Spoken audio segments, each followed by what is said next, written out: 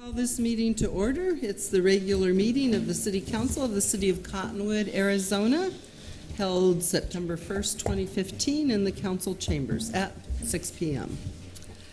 Deputy Clerk, please take the roll. Councilmember Pratt. Here. Councilmember Dowling. Here. Councilmember Alinsky. Here. Councilmember Howergy. Here. Councilmember Garrison. Present. Vice Mayor Pfeiffer. Here. Mayor Jones. Here. And tonight we have Evan Snyder with us to lead the Pledge of Allegiance. And before we do that, do you want to share a little bit about the Cottonwood Youth Advisory Commission? Yeah, I thought joining the Youth Commission would be a easy way to impact the community, and it makes it fun too. Being on the Youth Commission, it's just easy to give back, I guess, is the best I can say it. Great. And Evan's dad he's the finance director at Cottonwood Oak Creek School District, so probably most everybody knows the family. So if you'd all stand.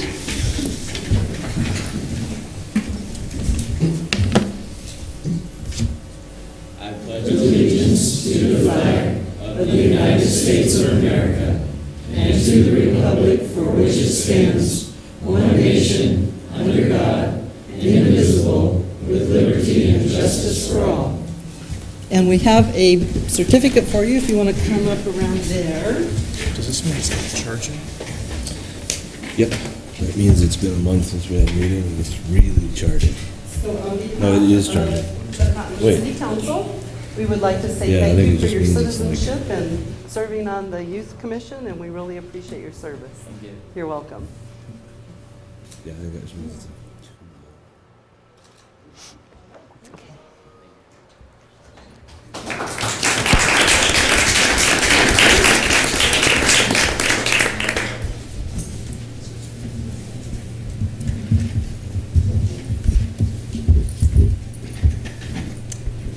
The next item is a brief summary of current events by mayor, city council, and/or city manager. The public body does not propose, discuss, deliberate, or take legal action on any matter brought up during the summary unless the specific matter is properly noticed for legal action.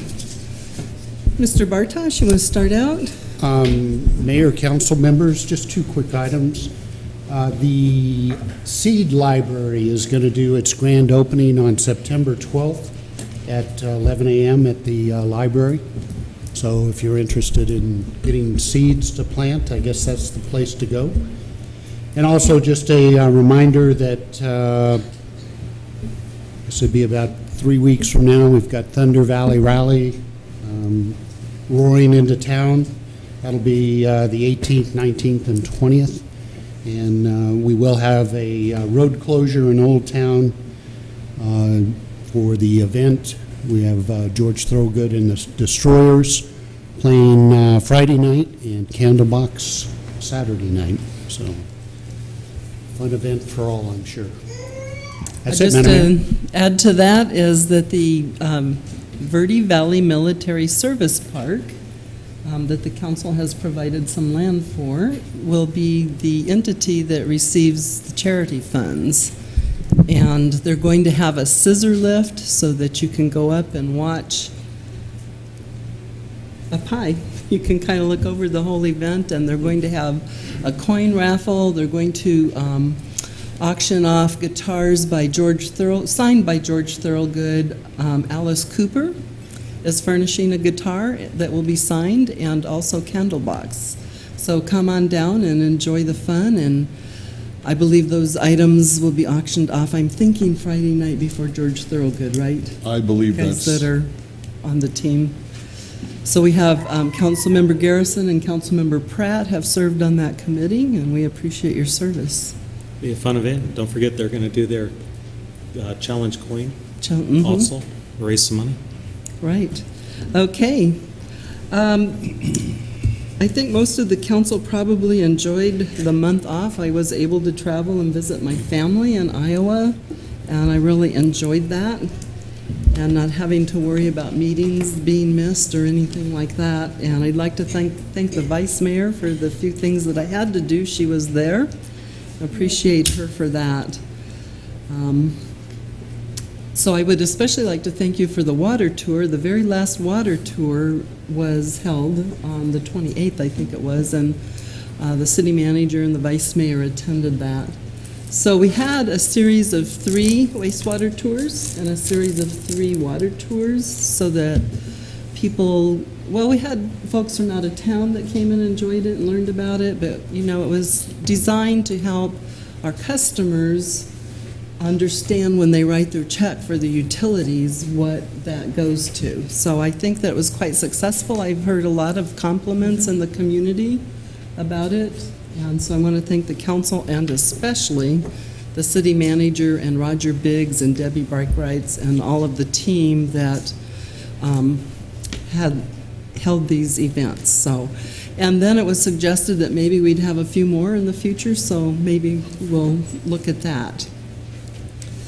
I attended the Greater Arizona Mayor's Meeting at the League of Cities and Towns Conference, and let's see, I wasn't able to get back to John in time for his story, but we had Terrence Pratt, Jesse Dowling, and Tim wasn't able to go. The vice mayor and Mr. Garrison attended.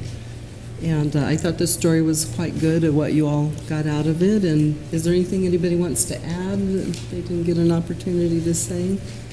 Okay. And I attended the Verde Front Leaders Meeting when they got back from vacation. And I also attended a MapForce meeting that was what they call Lunch and Learn, but it was about babies being born drug addicted. And it was really an eye-opener. I know that I did a hospital tour, and during the tour, just a few months ago, they brought this up and talked about it being, you know, a problem that is increasing.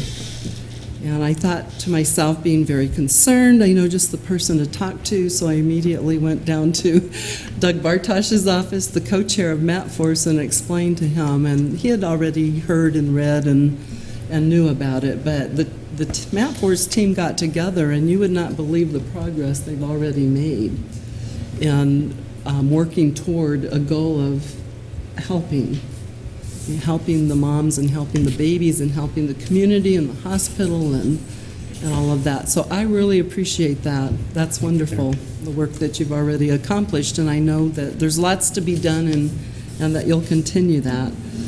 And then we had the Verde Valley Intergovernmental Meeting at the Yavapai Apache Nation last Thursday, and they're always such wonderful hosts, and appreciated that. We had Councilmember Garrison and the Vice Mayor. You have any comments that you'd like to share about the meeting on the spur of the moment?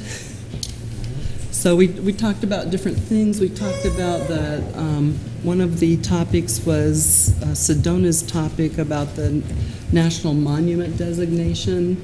And just to let council know, we're going to bring that to you. Would it be the 15th, do you think? If we can get them scheduled, Mayor. If we can get, so I just like to get teams of people that, you know, for all sides to share with the council and the public. It might be the work session, not sure yet. It just depends on when we can get everybody here. Maybe if we can't do it this month, we'll do it next. However, it's fast tracking for the president to sign it, so we don't have a whole lot of time to have input into the matter. So, okay, that's my report. The next item is proclamations, and we have 4 wonderful proclamations tonight. And the first is designating September 7th through 13, 2015 as Suicide Prevention Week. So I will read this proclamation.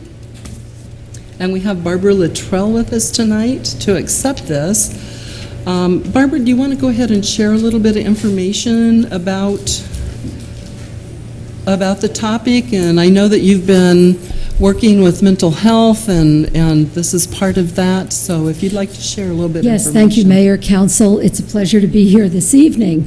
You may recall, I believe it was probably back in May when I came to the council and asked you to designate Mental Health Awareness Week. We were doing a whole series of events in the Verde Valley to draw attention and to create dialogue about mental illness so that we can help reduce the stigma. One of the areas, of course, that is also important in the the whole question of mental illness is the question of suicide. And nationally, September is Suicide Prevention Month. September 10th is World Suicide Prevention Day. And so we thought it would be appropriate to have the Verde Valley communities, and I've asked each of the councils if they would declare September 7th through 13th as Suicide Prevention Week, because it's really important for us to bring it to the public's attention, because even the state of Arizona has what they're trying to call a zero suicide rate. Yavapai County actually ranks number 3 in the state in terms of suicides per 100,000 people. That's really high, and we need to really be doing something about it. It's very hard to figure out what to do, but certainly dialogue, conversation, knowing what the risks are, knowing what the helplines are really important. So the Mental Health Coalition, which was formed about 18 months ago, this week is going to be, well, it's actually on September 10th.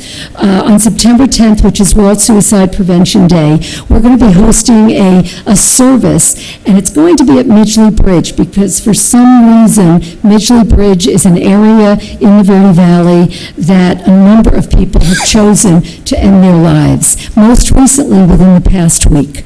And so it's really quite a heartbreak, and I know that there are members in our audience here today who have been touched by suicide in their families. A number of them will be joining us there. So that will be at 9 o'clock on September 10th. I'm not doing a big public relations push on it because parking is an issue and so on. But then again, on September 25th, and I'll give this to the city manager to pass out, on September 25th, the Mental Health Coalition is sponsoring our first mental health summit. And the goal of that is to get everyone in the Verde Valley on the same page about mental illness in the Verde Valley. Suicide is a part of that, but so are other things. So I invite all of you to attend. There is no charge, and we would love to have representation from your leadership. So with that in mind, thank you so much for proclaiming this week as Suicide Prevention Week. Thank you so much. And I would just like to point out that my friend Barb Pratz is here tonight, and I would like to acknowledge her work in this field and her leadership in the community with Compassionate Friends. She's planning to go down to, we're actually having in Phoenix. Is it in Phoenix this year? Yeah. It's in Scottsdale in 2016. Scottsdale in 2016, and she's already attended some of the meetings and has provided leadership in our community for those who are hurting over these kinds of situations that are just devastating. Can we invite Barb up to also receive the proclamation? She is a member of the Mental Health Coalition. I would love to do that, and anybody who is here that you would like to invite. So, whereas in the United States, one person dies by suicide every 12.8 minutes, with 41,149 deaths by suicide in our country during 2013. And whereas in our country, suicide is the second leading cause of death for 15 to 24-year-olds, and is the 10th leading cause of death for people of all ages. And whereas each person's death by suicide immediately affects at least 6 other people, with more than 200,000 newly bereaved each year. And whereas in 2013, 1,040 Arizonans died by suicide, and several thousand friends and family members were changed forever by losing these people. And whereas many of those people who died may never have received effective behavioral health services for many reasons, including the difficulty of accessing services by healthcare providers trained in best practices to reduce suicide risk, the stigma of using behavioral health treatment, and the stigma associated with losing a loved one to suicide. And whereas the Mental Health Coalition of the Verde Valley is comprised of representatives of behavioral health organizations, law enforcement agencies, faith communities, and citizen advocates who are all dedicated to reducing the frequency of suicide attempts and deaths. and the pain for those affected by suicide deaths through providing resources, education, and support. Therefore, be it resolved that I, Diane Jones, Mayor of the City of Cottonwood, on behalf of the Cottonwood City Council, do hereby designate September 7th through 13, 2015, as Suicide Prevention Week in Cottonwood, and urge everyone to learn how they can help, because suicide prevention is everyone's business. And is there anyone from the council that wants to go down and help deliver this proclamation? You're certainly welcome to if you would like to.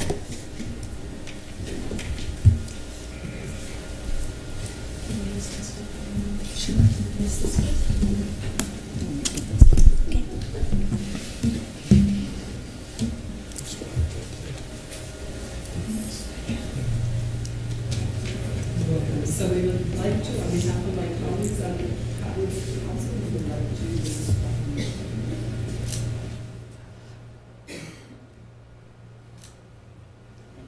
You're welcome. Thank you for all you're doing. It's important.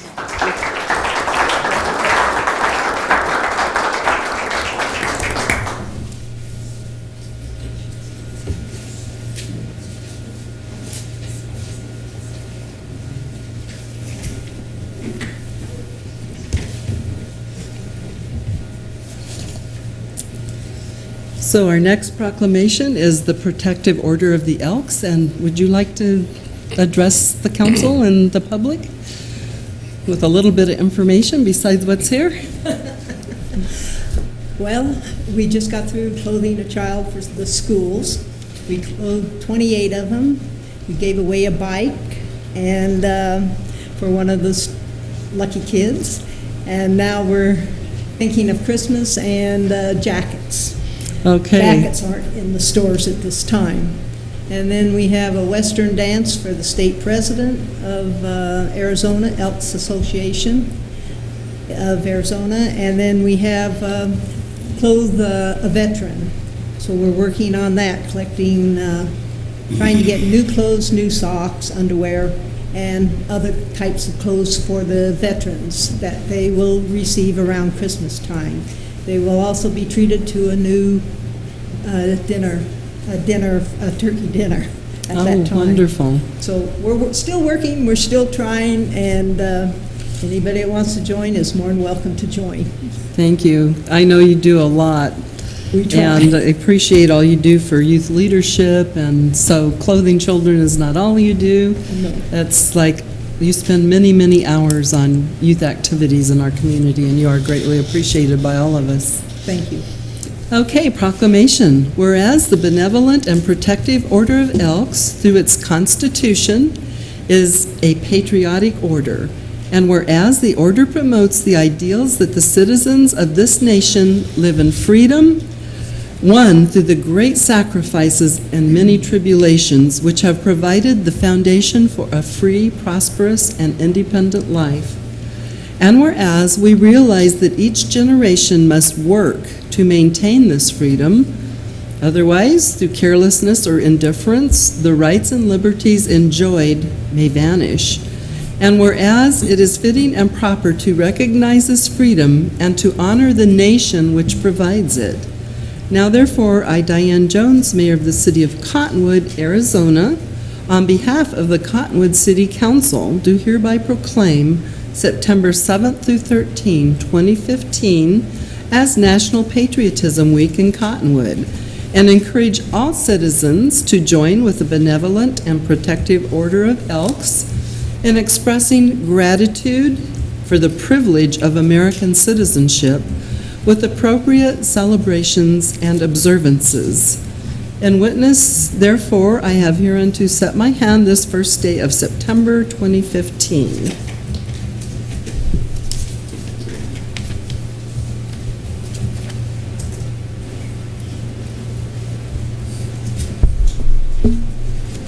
On behalf of all of the members of the City Council, we would like to give you this proclamation.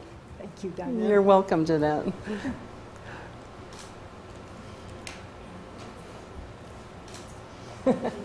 Take care. Keep up the great work.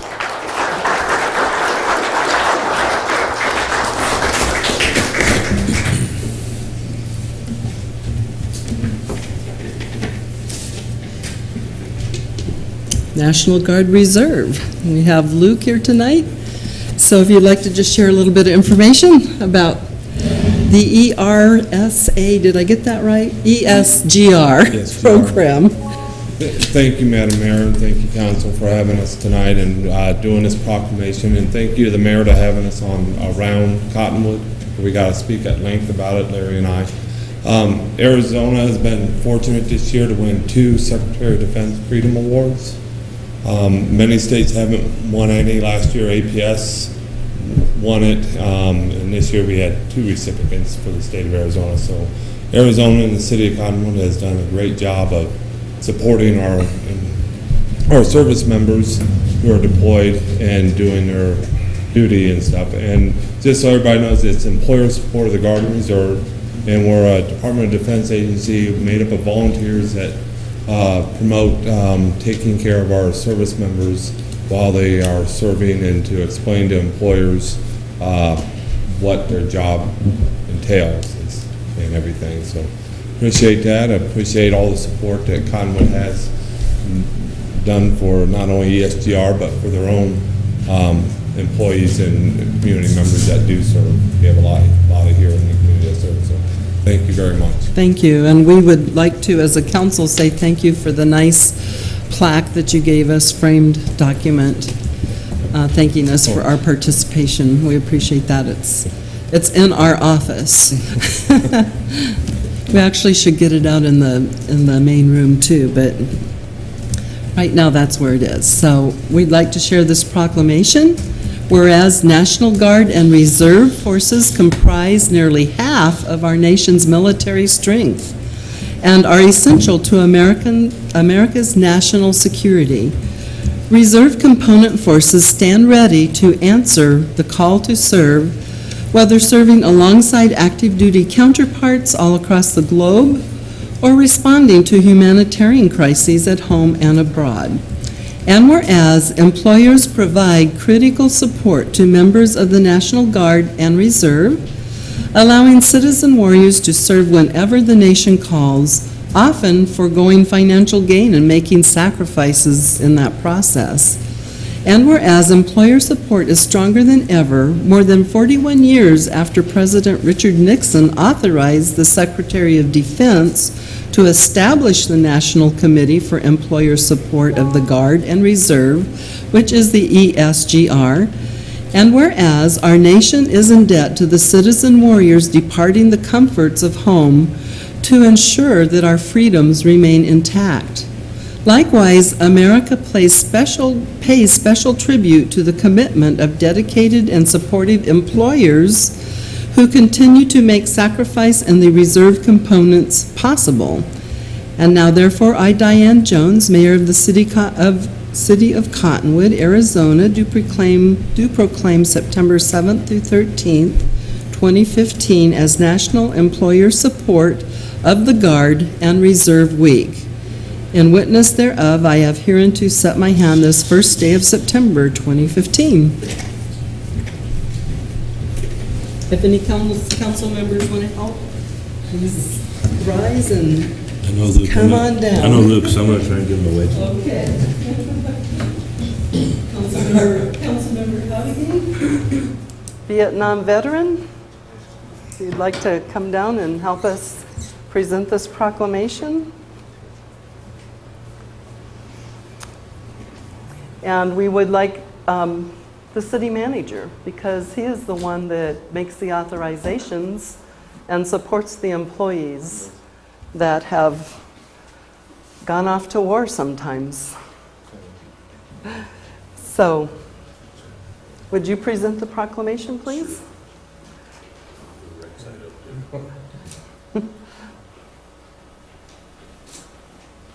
Thank you.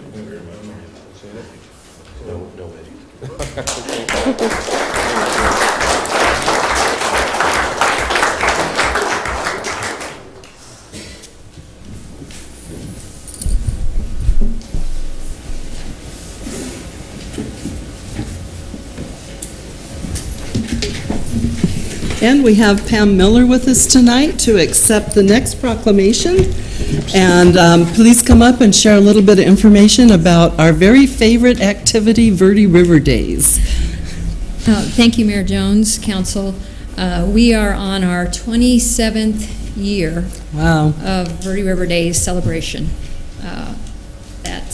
Will be held on September 26th. We have over 25 water organizations that will be represented. Each of them will be speaking with the attendees. We have gone back to the local entertainment. We have the Cottonwood Community Band. We have the Verde Voices out there to participate. We're adding the Jerome Ukulele Band. So the day will be full of fun and celebration for the river, because we know how important the river is to our community. So, Absolutely. And we would like to thank the Verde Independent and the Camp Verde Bugle and your various newspapers that you own for your participation. I know that you've been a leader in this for many years now, and I know how much time you put in because I get the emails. So I know that you're very busy with this, and we just appreciate your participation and leadership to make this happen. And also the Cottonwood Chamber, we have Lana with us tonight, and they take a major role also in this event, and I'm sure that they put in just as many hours, so we appreciate you too. Whereas the Verde River is a riparian resource that winds its way through the heart of Cottonwood and the Verde Valley, and whereas the citizens of Cottonwood cherish our natural environment, whereas Cottonwood's most precious natural resource, the Verde River Corridor, reflects our community, who we are, and why we live here. And whereas the Verde River Corridor is a welcome and essential bed and breakfast for neotropical birds on the arduous migration path between northern and southern Americas. And whereas more than 340 bird species have been recorded flying, trilling, and resting along the green riparian pathway, and some of the highest breeding bird densities of any North American habitat exist in the Verde River riparian area. And whereas the Verde River is a unique and important environmental and economic resource, it contains a significant amount of the riparian habitat left in Arizona, where 85% of all wildlife in the area looks for sustenance and is critical to the survival of numerous native aquatic and terrestrial species. And whereas the Verde River is a significant water supply and recreational corridor, and whereas we risk losing this treasure if we don't strategize together to preserve it for future generations. And whereas Arizonans must continue our work to successfully find accommodation for all the roles that rivers play. And whereas Verde River Day was organized in 1988 to promote awareness of the Verde River's distinctive riparian habitat. And now, therefore, be it resolved that I, Diane Jones, Mayor of the City of Cottonwood, and a representative of the City Council, do hereby proclaim September 26, 2015 as Verde River Day in the City of Cottonwood. So are there any council members who would like to help give this proclamation? I will. Join.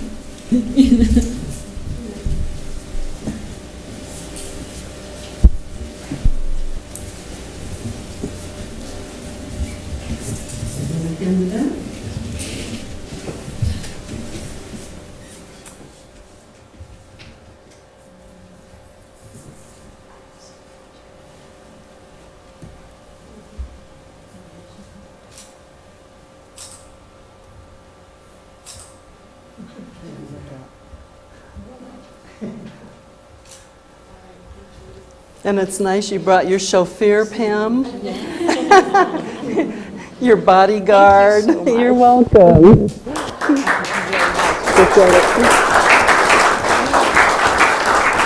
Thanks, Leonard.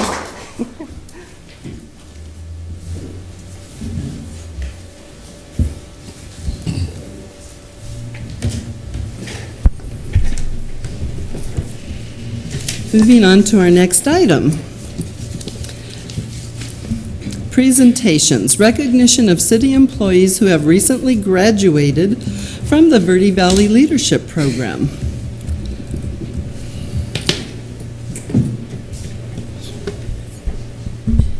Madam Mayor, Yes. I'll go ahead and introduce this item.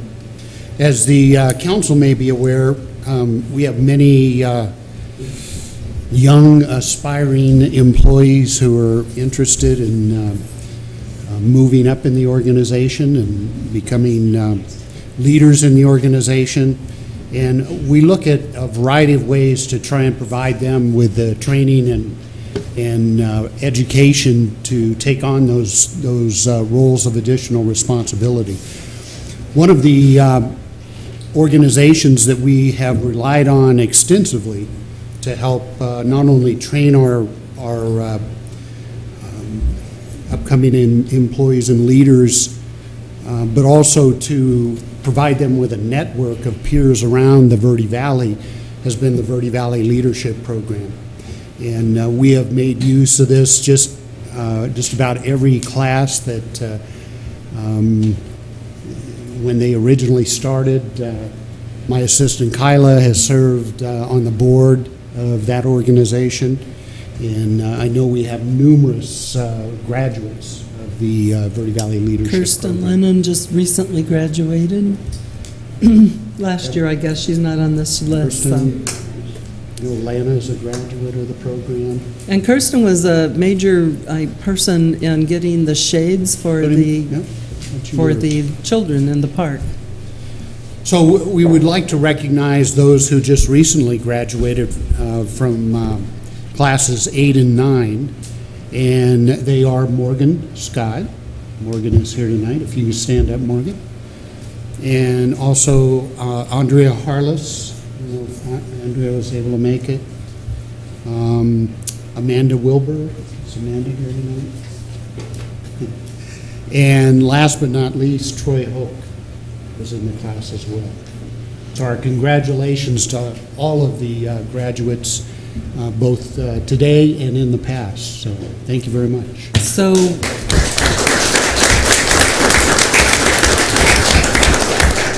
would all of the graduates of Verde Valley Leadership come up for a photograph along with the city manager? And the new graduates, Luke Sefton was president last year? 2 years ago. Anybody else? Lana, yeah, Lana is. Yeah, Luke did a whole lot of work too as a leader. 10th, okay, so Kirsten reminds us that they're entering your 10th year or finished your 10th? Okay, so they're going into their 10th year.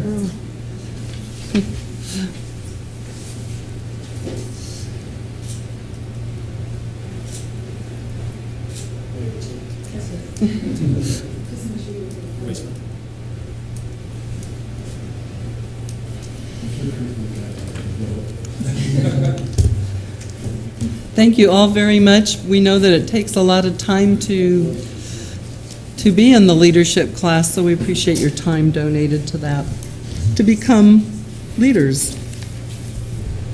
Okay, the next item is call to the public. This portion of the, did I miss something? Here's some. Oh, I missed something. Demonstration, this will be Rudy Rodriguez, I think, or is it Kirsten? Demonstration of the city's new utility billing online customer portal with Kirsten Lennon. And Kirsten is our accounting and budget manager. And if you want to know anything about finance, you go to Kirsten. Thank you. I don't know if everyone is aware that 2 years ago we got a new ERP system and started implementation, and this is the final piece, so I am very happy that we are finally at the end. The online billing portal is for water customers. Mainly you can see your wastewater bill, but obviously there's no usage in wastewater, so you can't see graphs. But the portal is available on our city website.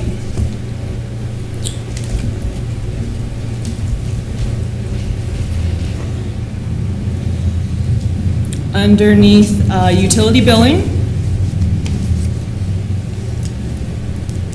In very big red letters so that you don't miss it. And anyone who has a water account can go log on. Thank you. So I'm going to use one of the city's accounts as an example so you can see what it looks like once you get in there.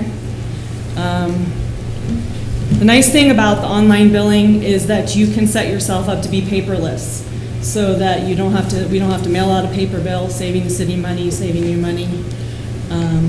You can add as many accounts as you need to on the online portal. So if you have several places that are your property, you can add them on here. So if you go online, this is what it looks like when you first log in. Shows your current balance due, shows you where you can do an auto pay or set up a recurring payment. You can also set up the paperless and email notifications. So if you go to make a payment, just going to kind of briefly show you each tab. There is a $3 convenience fee for making a one-time payment online. It's only the one-time payments that cost you $3. If you set up a recurring debit or credit card payment, it's free. So it's just that one time you want to do it for that instant that it costs $3. And it's very simple to do. Just have to enter your credit card information. You can also look at your most current bill, and it shows all the same information that is on your current bill. So it shows your taxes, your water usage, and anything you would want to know. You can also show graphs, if it'll go. Different kinds of graphs for the last 3 years, since there's only 3 years of history in the system. But you can show your water usage when your high and low is and see everything. You can also show all your activities, so any payments, any charges are going to show up on your page so that you can see where you are, where it's been since basically September of 2014. And in your profile is where you can go and set up to do electronic bills and auto pay and add more accounts. And it's a really good program. It's going to save the city money with the no statement and getting people onto the recurring payments. We still provide ACH payments, which is you give us your bank account number and your routing and we can take it directly, but now we can also do reoccurring debit and credit card payments through this program. And of course, you can contact the office anytime and make a payment as well, or go in. So, any questions about the portal? Looks like something that lots of folks have been requesting for many years, and we didn't have the software capability to accommodate that. And with our recent change to the Springbrook software system, this allows us to now do these kinds of things. So we're happy. I think most of the council has asked over and over, why can't we do this? So now we can. And I put it online on August 1st, and we've already had several people use it, set up web payments, set up recurring payments. We have a couple people who've already gone in and turned off their statements and done email statements, so it's being used. Great. And Mr. Brett? we can pay the wastewater as well. Yes, you can pay the whole bill, there's no usage, there's no history for the wastewater. But all the charges that are on whatever your account is that is water and wastewater will show up on there. Cool. Mr. Elinsky. How are you notifying the current customers of the new service? We did put a flyer in the billings. We started September, I think the week before, so for last week in August, we started sending them out, and it's also on the website. And I'll have Rudy put it on Facebook too. So. Great. So hopefully people, I had just put a little note on the website and people already knew about it and have gone on. They've been waiting. Yeah. All these years. All right, well, we're really excited about that on behalf of the ratepayers. I'm glad it's done too. I bet. So over time, probably you'll mail out fewer and fewer paper bills. Hopefully. But my husband likes paper, so I don't know. I'll have to convert him, huh? You can do paper and email if you like it that way as well. So Okay. you have that option. All right.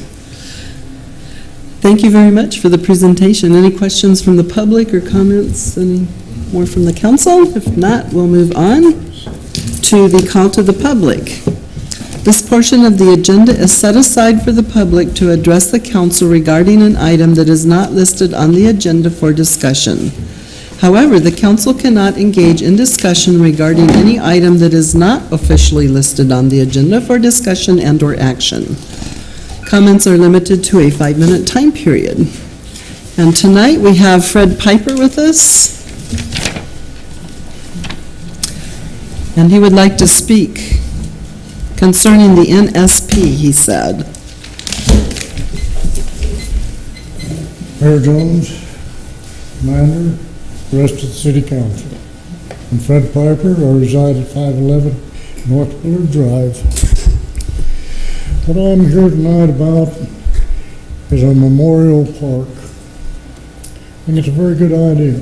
It's a very good one. I didn't like the news coverage we got from it, but that's one of the things we have to put up with. I'm very upset about it. Oh yes, first before anything else, I want to thank all of you that had something to do with my celebrating my 90 years in this Verde Valley. So anyway, that out of the way. I read here that this is down here the line here, they want a $75 fee to have our names put on the memorial. I've talked to a lot of veterans that's worthy of this putting their name on it, and they're all under the opinion I am. Haven't we done enough? Isn't there a different way of financing this without dumping the burden on the back of us veterans, what few of us there are left? And people like Doug Wright. He's the only known tail gunner of the bloody 100th bomb group to shoot down a 262 jet. His name definitely needs to be on that. He was a contractor born and raised in this Verde Valley. Manuel Varela, he was another B-17 gunner. Served his time, served his missions out. He owned the Hacienda Cafe. I think he's very worthy of it. He's passed on now. But my theory here is somebody's on the line. I'd like to see this project go, but there's so many of them that says, I will not give them $35 or $75 just to have my name put on the wall. And I feel pretty much the same way. I've been here, like I said, for 90 years. I have some heavy roots in this valley, which I do think I qualify for this. I have 2 grandparents buried here, my mother and father, 2 wives, 3 brothers, and also they were all in the service at one time. They don't have any say over this. So it's up to me to suggest some other way of financing this project without dumping the load on the backs of our veterans. I thank you very kindly for your time. Thank you, and I guess I can respond to criticism. And I want you to know we'll have a fund for all of those people, so we will be able to pay for those. I can give you names of all of them that I spoke with, and something else I would like to add. In Sedona, the World War II veterans are being badly discriminated against. They're putting up a Vietnam Wall. Vietnam was not even a war. There was no declaration of war and no signing of peace. But they feel they've been neglected, so they need to put up a wall for them. Yeah. Thank you for your comments. We really appreciate them, and we appreciate your service, too. Very, very much. Okay, the next item is approval of minutes, and I have those. I found a couple of things that I wanted to check with Matt on.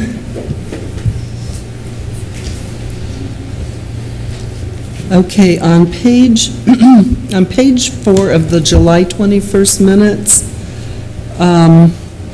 it says that Mayor Jones stated this item includes a business that is owned by Councilmember Garrison's wife, and I just wanted the public to be aware of that. And I'm pretty sure that, didn't you declare a conflict on that one? And that isn't reflected in the minutes, so if you could reflect that, that would be great. And then, up here, in the July 14th minutes on page 12,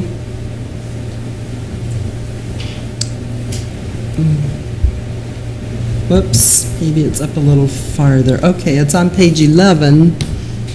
So I do this a lot, and I know that I probably made this mistake myself and it won't be corrected. But just in case I actually didn't say this, and I'm sure I did, it says Mayor Jones stated she guessed that she would make a motion to authorize the undertaking and completion of any and all additional tasks. And anyway, it says $1,073.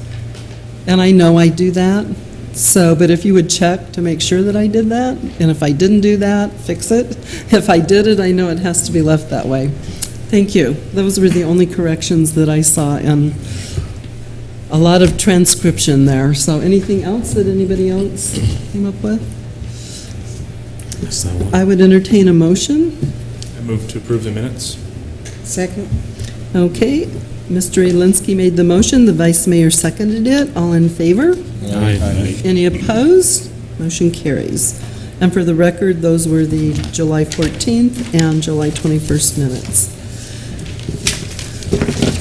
Comments regarding consent agenda. The following items are considered to be routine and non-controversial by the council and will be approved by one motion. There will be no separate discussion of these items unless a council member or a citizen so requests, in which case the item will be removed from the consent agenda and considered in its normal sequence on the agenda. Item number 1 is sampling privilege, liquor license application, Claire H. Abel, applicant for Walmart Supercenter, 1299, located at 2003 East Rodeo Drive. Item number 2 is award of bid to Arizona Northern Equipment for construction of the Riverfront Reclamation Facility Access Road. Are there any items that a member of the council would like to pull for further discussion? Are there any items that a member of the public might like to pull for more discussion? If not, I'd entertain a motion. Mr. Pratt has his hand up. I move to approve the consent agenda. Second. Mr. Pratt made the motion, Mr. Garrison seconded it. All in favor? Aye. Any opposed? Motion carries. New business. The following items are for council discussion, consideration, and possible legal action. And in the forms, the signed forms here, I have 3 Mingus Union High School students that want to talk about item 5. Was Dr. Ty going to be here to talk about this item, or is there someone from the high school that's already here? I believe he was planning on being here. Okay, so we probably should wait a little bit then. But otherwise, I'd like to move this item up so these kids could get home and get their studying done. Okay, so we'll wait until an adult is here. And if one comes, then we'll move the item up. Okay, item number 1 is special event liquor license application submitted by Lana Tollison, applicant for the Cottonwood Chamber of Commerce for a chamber mixer scheduled for September 17th, 2015 at Country Bank located at 597 East State Route 89A. And I will declare a conflict. And the Vice Mayor is going to declare a conflict on this item. Is there any discussion by council on this item? Any discussion by members of the public? We have Lana Tollison here tonight. Any comments from you? It's just a very popular event at Country Bank. Okay, so it's at Country Bank. So I would entertain a motion. I'll make the Mr. motion. Dowling? I move to recommend approval of the special event liquor license application submitted by Lana Tollison, applicant for the Cottonwood Chamber of Commerce, for a chamber mixer scheduled for September 17th, 2015 at Country Bank located at 597 East State Route 89A. Second. Mr. Deli made the motion, Mr. Pratt seconded it. All in favor? Aye. Any opposed? Motion carries. Resolutions number 2809 and 2810, appointing members to the Parks and Recreation Commission. Did you skip one? Airport Commission. Number 2. I did, I just checked it off and moved on down the list. Sorry about that. Every once in a while I do that, but the council never lets me get by with it. We can if Okay. you'd like us to. So, resolution number 2812, appointing a member to the Cottonwood Airport Commission. And we have Iris Dobler, are you, okay, so hang on, I'm not at that page yet. Morgan's on. Oh, Morgan's got that one. Okay, Morgan Scott is going to lead the discussion. Thank you, Madam Mayor, members of the council. We do have an opening on our airport commission. We advertised it and had one applicant. The great news is, although we only had one applicant, he is a very qualified applicant with a great, not only technical background, but a good experience in both the business world as well as the technical field. Vernon is here tonight. If you'd like to speak to him as staff, we'd highly recommend Vernon, but obviously that's your decision. We're here for you to Okay, say. there it is. So, Mr. Money is here tonight. Did you want to make comments? He is the chair of the Airport Commission. Madam Mayor, council members, I would just like to support the nomination of Vernon Reed to the Airport Commission. I think he's a very qualified candidate, and I would welcome his attendance. All right, Thank you. great. So, Mr. Reed, would you please come up and share a little bit of information? We saw by your application that you have many qualifications and obviously would make a good person, a member of this council, but just share a little bit of information for the public's benefit. They didn't get to see this application. Okay, Madam Mayor, thank you very much, council members as well. I'm a relatively new transplant to Verde Valley. I moved here the end of 2012. Bought my airplane about a year and a half ago. Obviously, I've been fairly active at the Cottonwood Airport for some time, but a little bit of background on me. I'm a retired naval officer. Retired in '92 out of the Pentagon. Went to work for Lockheed Martin. Black program work for the most part. Most everything I've done most of my life was black program work, so we won't talk about most of that. But I did the wholesale conversion, worked for Motorola, and back in the early 2002-2004 timeframe, I was selected to be the telecommunications director for Northern Arizona. That's where I became very familiar with the area. Needless to say, I worked very heavily with Navajo Nation, a number of other places on telecommunications infrastructure. As we know well, telecommunications infrastructure in Arizona is very, very weak. Something we definitely need to work on. It's on my agenda, by the way. Thank you. I've got a lot of Come to friends. my house first. I've got a lot of friends and a lot of experience in that. For anybody that's been down to Phoenix and seen CenturyLink Prime, for example, it's a road copy of what I and 6 other people originally developed at AT&T Laboratories in Austin, Texas. Big background in that area, needless to say. I've been a little bit of a nitpicker to the CenturyLink folks, and I'm working at them diligently in the background right now with the folks out of Boulder, Colorado, to take on a new technology that can provide gigabit services over the existing copper infrastructure. So needless to say, it's a technology that I created personally. It was one of those, my gift to AT&T as I left about a month ago when I retired. So I'm a licensed pilot now. I want to get much more active. I retired from AT&T Labs, and I think it's my time in the barrel to see what I can do to contribute to the community of Cottonwood and what the airport facility can bring to this community.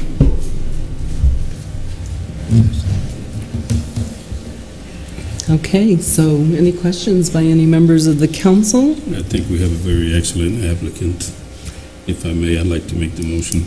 Any comments from the public? Mr. Hadigi? Make the motion that we approve resolution number 2812, inserting the name of Vernon Reed. Second. Mr. Hadigi made the motion, and Mr. Elinsky seconded it. All in favor? Aye. Aye. Any opposed?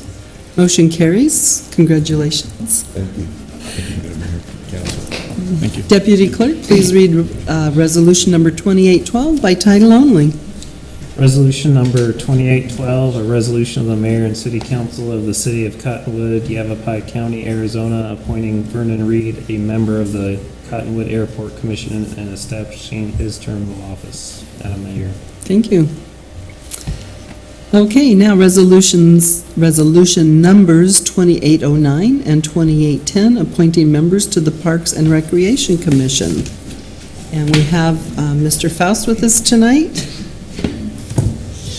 Madam Mayor and Council, in your packet of information tonight, we have 2 open terms. Right now, we had Dr. Bob Richards, whose term expiration was August 16, 2015, as well as William Bowden, who had an unfilled term remaining through August 16th of 2016, and we're requesting council appoint and fill the vacancies as the seats are open at this point in time by resolution. We had 4 people that actually had put in applications for the 2 open positions. I'd like to make sure that council understands, we did find out that Niles Hatton would have to be rejected due to the fact that he lives in Verde Village off of Del Monte. And so we would have Edna Ahrens, Trevor Gottschalk, and Cynthia Herman. And those 3 individuals have applied, and their applications are in your packet. And I'm not sure if anyone is anyone here tonight? Any of the applicants? Okay. We had requested that they be present, if possible, for questioning. So at this time, that's what we got. Mr. Pratt? Yeah, I just wanted to speak in favor of one of the candidates because he had applied before and there wasn't room for him, and he's really done a lot for the city and is really interested in Has a great recreation. background. He's got a terrific background, and that would be Trevor Gottschalk. I would support him also. Can I make a motion to approve him? Anybody, any comments from the public on Trevor? Please, Mr. Pratt. I move to approve Resolution 2809, appointing Trevor Gottschalk to the city's Parks and Recreation Commission for a 3-year term expiring September 2nd, 2018. Second. So Mr. Pratt made the motion and the vice mayor seconded it. All in favor? Aye. Aye. Any opposed? Motion carries. Deputy Clerk, please read resolution number 2809 by title only. Resolution number 2809, a resolution of the mayor and city council of the city of Cottonwood, Arizona, appointing Trevor Gottschalk as a member of the city of Cottonwood Parks and Recreation Commission and establishing his term of office. Madam Mayor. Okay. Any comments on the other 2 applications? We have Edna Ahrens, who is also a volunteer, not a VIP, we call them cops. A cop. And then we have Cynthia Herman also, who has children or grandchildren, she said.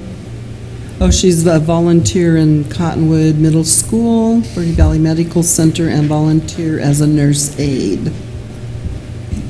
So any comments on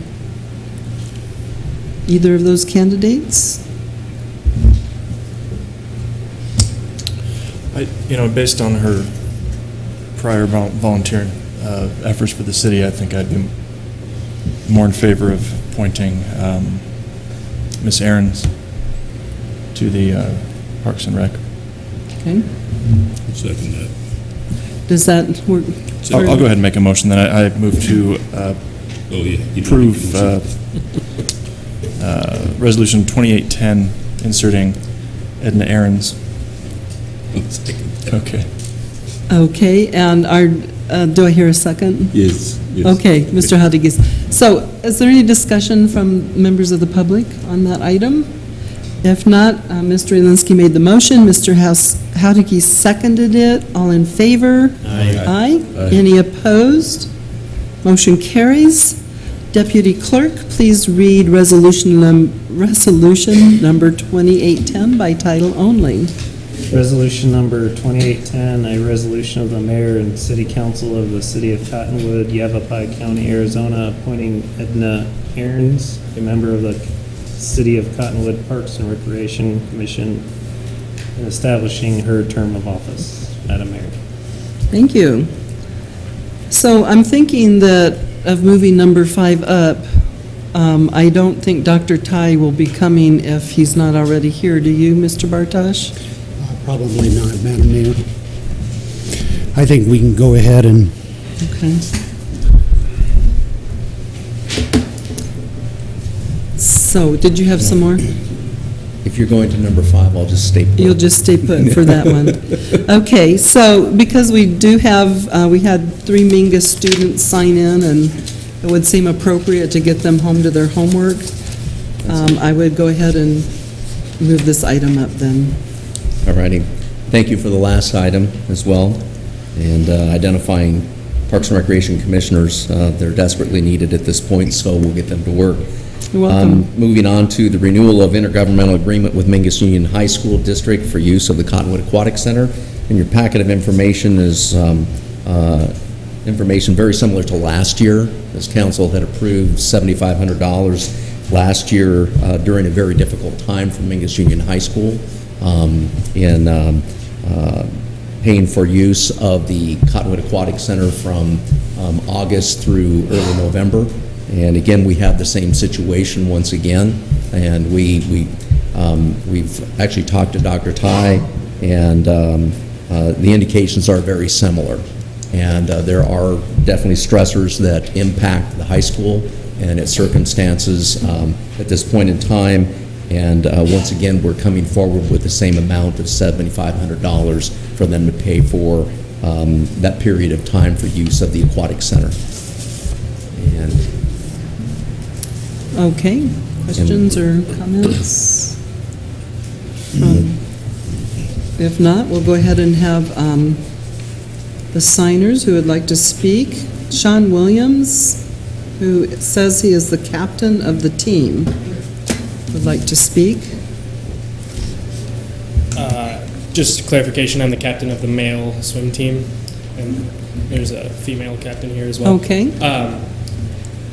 I'm just here to talk about how important swimming was, and it is in my life, and how it's impacted me through pretty much every aspect of my life. Without it, I don't know where I would be.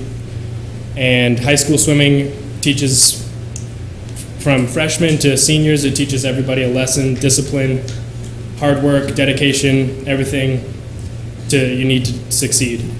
And it would just be a real shame to have it lost over something so small as money. And it's a real impact in the community in a positive way. And that's all I have to say. Thank you very much. Thank you. Okay. Madam Chris, Mayor? Yes. I'd just like to point out that Sean is one of our lifeguards. Oh, okay. At the pool as well. Thank you for your service. Christine, is it Mills? Wells. Okay. Christine Wells. And she's the captain of the girls' team, I guess. Yeah, I'm on the female side. So I agree with my other captain has said. Swimming is a big part of my life, and I've been doing it for 9+ years. And as a senior at Mingus, I have been able to be in the swim program for 4 years, and we have broken a lot of school records and personal records at the meet, and none of that would have been achieved if we didn't have the facility for all the dedicated hours and the hard work and time we put into it. And that is all I have to say about that. Thank you so much. Thank you. Appreciate that. I And our believe next, she's also a lifeguard. she's also a lifeguard, okay. Sensing a pattern. Thank you for your work for our community, keeping people safe and alive. And the next speaker request is from Gunnar Tillmans. He says that he's on the MHS Swim, and he's also a member of the Cottonwood Youth Advisory Commission. So, about 6 years ago, I stumbled across competitive swimming by misreading the public school schedule. I found myself at practice, I met the coach, and they just put me in the water that day. Ever since then, I train and I compete, and I've never lost a love for the sport. Swimming offers more than just team spirit and friendship. It makes you want to be the best you can be, not just in competing, but as a person. Swimming has given me the sight to my future in getting a swimming scholarship to a yet undecided college and graduating with an aerospace engineering degree. In addition, I believe swimming is an amazing and athletic sport to keep kids out of trouble and to think about their future goals. And I just want to thank the council for supporting our swim team previous years. I appreciate it. Thank you. That's all I have. Outstanding students.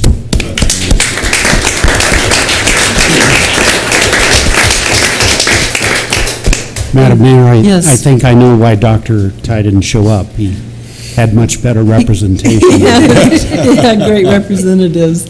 Yeah, and Gunnar he spoke to me when we were down at the League of Cities and Towns, and he had an idea of if there would be any way that we could keep the pool open, the outdoor pool open all year, and was talking about fundraising and how he could do that. And I guess I'm probably speaking for you, I don't mean to, but the city manager's been having a discussion with Richard, and we all know that that would be extremely expensive, but, it doesn't hurt to talk about it and try to consider ways that it might be done. So, anybody from the public, any more comments from the public? Mr. Pratt? Yeah, I just wanted to say that I totally support this. I'm a little biased. I'm an ex-swimmer myself. And when I was swimming, I felt like it was the forgotten sport. We didn't get much of the press, but I'm glad to see that we are getting the press, and you guys have been really successful. There's an awful lot of kids involved in the program.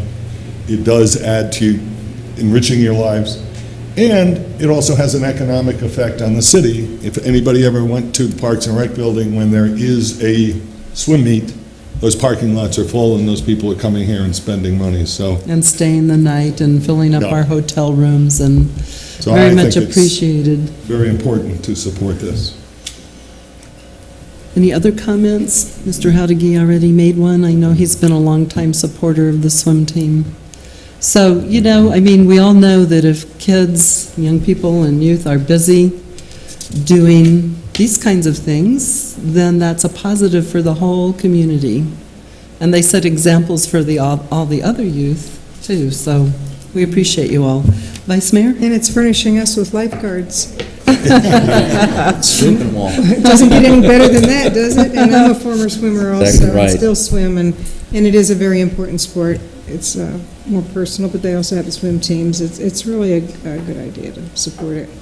Mr. Pratt? Can I make a motion? Please. I move to renew the intergovernmental agreement with Mingus Union High School District for use of the Cottonwood Aquatic Center from August through November 2015. Second. So Mr. Pratt made the motion, the Vice Mayor seconded it. All in favor? Aye. Aye. Any opposed? Motion carries. Thank you very much. Mayor, can I? Yes. I just wanted to add post-approval that I do think, though, that this is a chance for us to all realize that state-level elections have consequences. And if you look at our school funding at the state level, that all boils down to us. So if people here in the city are not real happy about having to pay that extra money, well, then just think about that when the vote comes up again. That's all. Thank you for those comments. Okay, thank you, Mingus High School students, for taking time out of your busy schedules to be here tonight. Item number 4 is final renewal of the job order contracts for underground contracting services with Arizona Northern Equipment, Tiffany Construction, and Kinney Construction Services, and increasing the amount of individual job orders from $250,000 to $500,000. And, whoops. Yes, we have Mr. Smith and Mr. Scott with us tonight. Madam Mayor, members of the council, thanks for having us here tonight. Yes, Marty Smith, who's our new project manager, is here tonight to talk about any technical questions we have about the JOC contract. Just a quick reminder about the job order contract. We do have a little bit of a hybrid version. Steve can explain more about this if I get it wrong. But the state law allows for a job order contracting where instead of getting bids, you go out and you interview contractors based on their qualifications. Most cities and towns put those contractors on a list and basically revolve projects. Contractor A gets a project, contractor B gets the next project, contractor C gets the third project.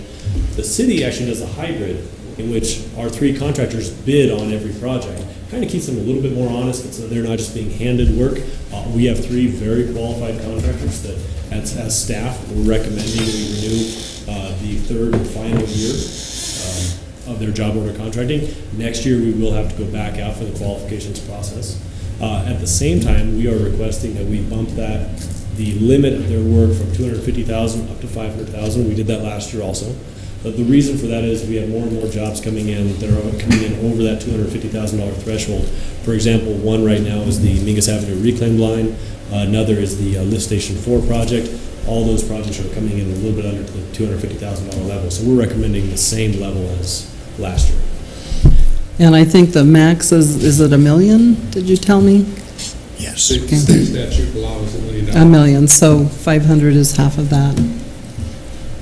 And then the packet said that everything above 50,000 comes to the council. Did I understand that correctly anyway? 50,000 or above has to be presented to council. So. And that's Madam Mayor, that's a matter of the council's prerogative in the procurement policy. Right. Questions, comments, suggestions? Mr. Elinsky? I like this procurement process a lot. I think it's worked really well for the city of Cottonwood, but I am concerned about doubling the amount without going out to collect other contractors that might want to submit, an application or go for the request for qualifications process. So, and we did it last year too, and I was uncomfortable with it last year. But I think last year I mentioned I think we should probably do this once a year, just so everybody feels like they have a shot once a year. Because if you're on this list, then you're I just feel like we might get more competition, to get on this list if we did it once a year. And I'm just uncomfortable with increasing it to twice the amount without asking others to resubmit. So otherwise, I think it's worked out really well for the city. I know that we've certainly got our projects completed more quickly, and it's just more efficient. I think it works out well for both the contractor and the city, and the citizens ultimately. I think the quality of work too has been, I think that staff feels that we have a really good quality of work. They're very confident. So that's a plus also, that you, of course, going out to bid is always a great thing. But ensuring that, and when you do that, you also take up, I guess, if I recall the discussion from last year, help me out, city manager, but it takes up more staff time. And so that's sort of why we do the 3-year window. Yeah, generally the bidding processes are pretty time intensive for staff, so that's why we do put it on a 3-year cycle as opposed to an annual cycle. And that's coming up next year already, so. Any other comments, Mr. Garrison? Anything? I think it's something we can talk about on our next go around. I think you have a very valid point there, and it's worth going further on that. Since we have this 1 year left, I think we can get this one done, and then we can concentrate on that. Any comments from members of the public on this item? If not, I'd entertain a motion. I'll make a You want to fight for it, Randy? Go ahead. Okay. I move to approve the final renewal of job order contracts for underground contracting services with Arizona Northern Equipment, Tiffany Construction, and Kinney Construction Services, and to increase the per project limit under those contracts to $500,000. Second.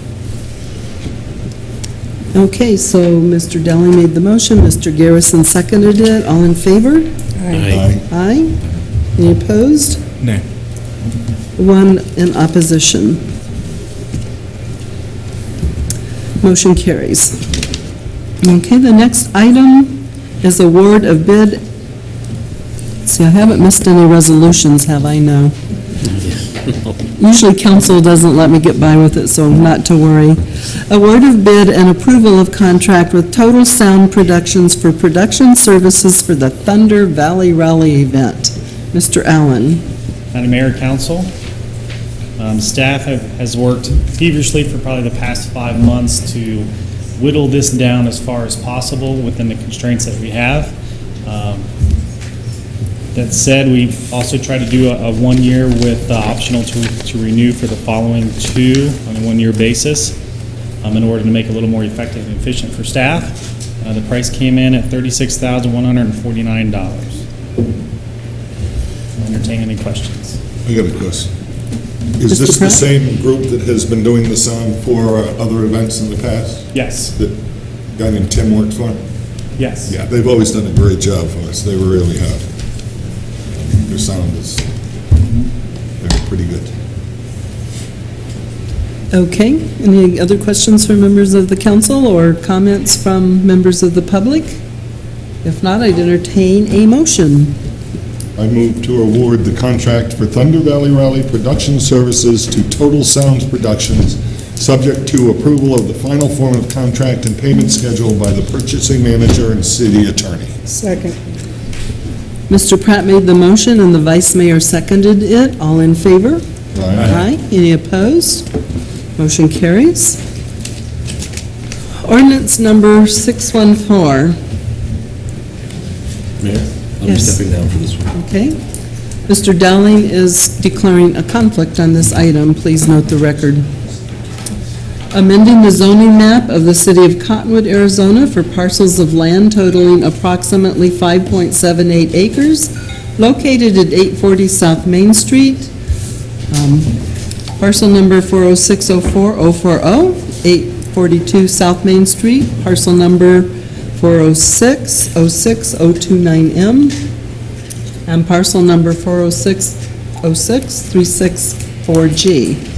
So as to change certain district boundaries and classifications thereof from the present zoning of R3 multiple family residential, R2 single family multiple family residential, R1 single family residential, and C1 light commercial to PAD, which means planned area development, and this is a first reading. And we have, we have Scott Ellis with us tonight to describe this item. Madam Mayor, Council, thank you. As mentioned, this is a rezone. We call it the Skyline PAD. They're going from 4 different zonings. Here's a site here. It's addressed off of Main Street, 840 and 842. There's currently 2 different parcels that have the existing Skyline apartments on them. The 3rd parcel over here is vacant right now, so the address comes off of these 2 right here. Main Street's down this way. And you got 16th Street running on the west side of it here. And there's the zoning. It doesn't show the R2 on here, but the southern half of, or probably 2/3 of this one's R1. This is R2 right here. Then this parcel's C1, and the one over here is R3 that's vacant. So there's a mixture of different use types in here, mostly all residential, but you have the commercial over here. The owner of the property would like to rezone all of it to a PAD to establish better options on developing the property. There's a little basic zoning of this parcel. The history of this project's been going on for a couple of years now. Again, the applicant's requesting a zone change from R1, R2, R3, and C1 to PAD across those 3 parcels. It was presented to the Planning and Zoning Commission in 2013. Neighbors from the surrounding neighborhoods submitted a written protest for various reasons. The commission decided to table the request at that time to give the applicant an opportunity to sit down with the neighbors and try and come to a consensus and figure out if they could work something out and alleviate all the concerns. The applicant then presented an updated site plan to the commission in May of 2015, and it was verified from neighbors that were present at that meeting that they worked with the applicant, got a lot of the issues resolved, and there was not much of an objection like there was the first time around. There's still some neighbors who have concerns. I believe some of them may be here tonight to speak about it. The commission did approve unanimously the recommendation to the council for the rezone request. Some of the neighboring concerns are traffic impact on 16th and some of the surrounding streets. There's not direct access to 12th Street or Main Street without going through some of the side residential streets of the Crestview neighborhood. Some of them are concerned about their property values and the time frame of development. When is it going to start? When is it going to finish? Is there any type of deadlines, anything like that? Some of them have concerns with the views. Some of the issues were the height of the new buildings that are going to be proposed and blocking views that are currently there. Also, a neighbor, I'm going to back up a couple slides. One of the neighbors on the north part on this property here, I think he lives in this house there, has concerns. There's a slope right here on the property line. He's got drainage concerns. The applicant is here. He can kind of let you know a little bit more about how he's worked with that neighbor to resolve that. Here's some pictures of what the site looks like currently. This is the westernmost portion that's undeveloped right now. As you can see, the existing apartments down this way here. This is the southern part of those parcels that are currently vacant. There's 31 existing units right now with those apartment complexes. Or I'm sorry, 43. Is it 31 or 40? 31 existing, 43 new ones that would be built. They're going to convert the existing apartments to condos and develop the other property as condos as well. Here's a basic site plan of what it looks like, what it would look like. You got the existing apartments remaining up here, and then all this down here is going to be where the new development takes place. There will be access off of 16th Street into here, and again, that was one of the neighbors' concerns with traffic impact on there. Here's some of the elevations. These are the most recent ones that were resubmitted to the commission back in May.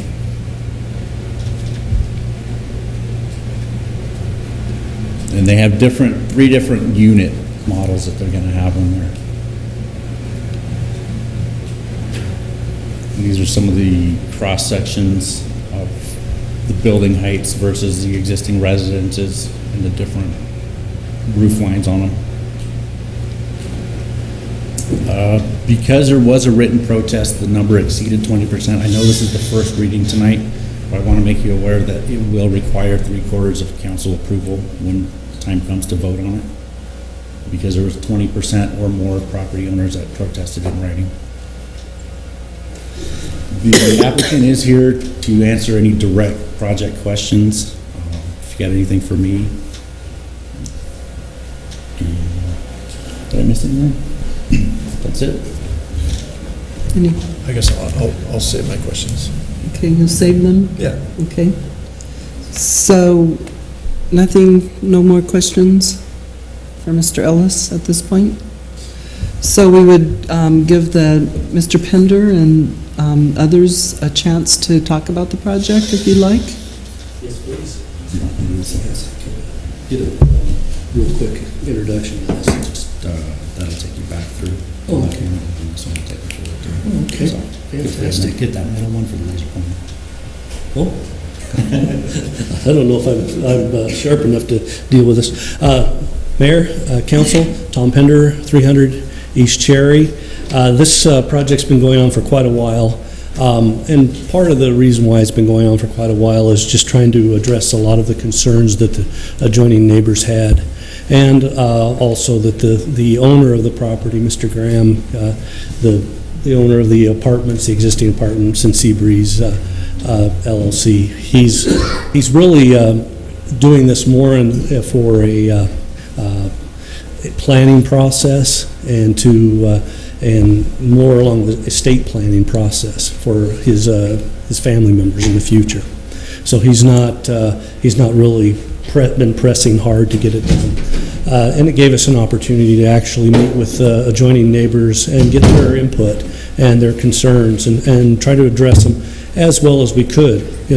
Sometimes you can't address that, or can't satisfy somebody if you're going from vacant land to developed land. They're just not happy about that.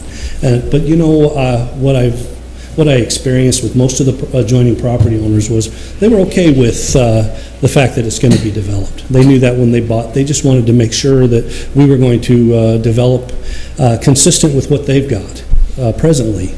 And then there were some traffic concerns. And let me talk a little bit about the traffic concerns to begin with.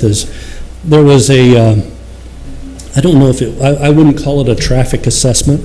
I would call it more of a kind of a meandering traffic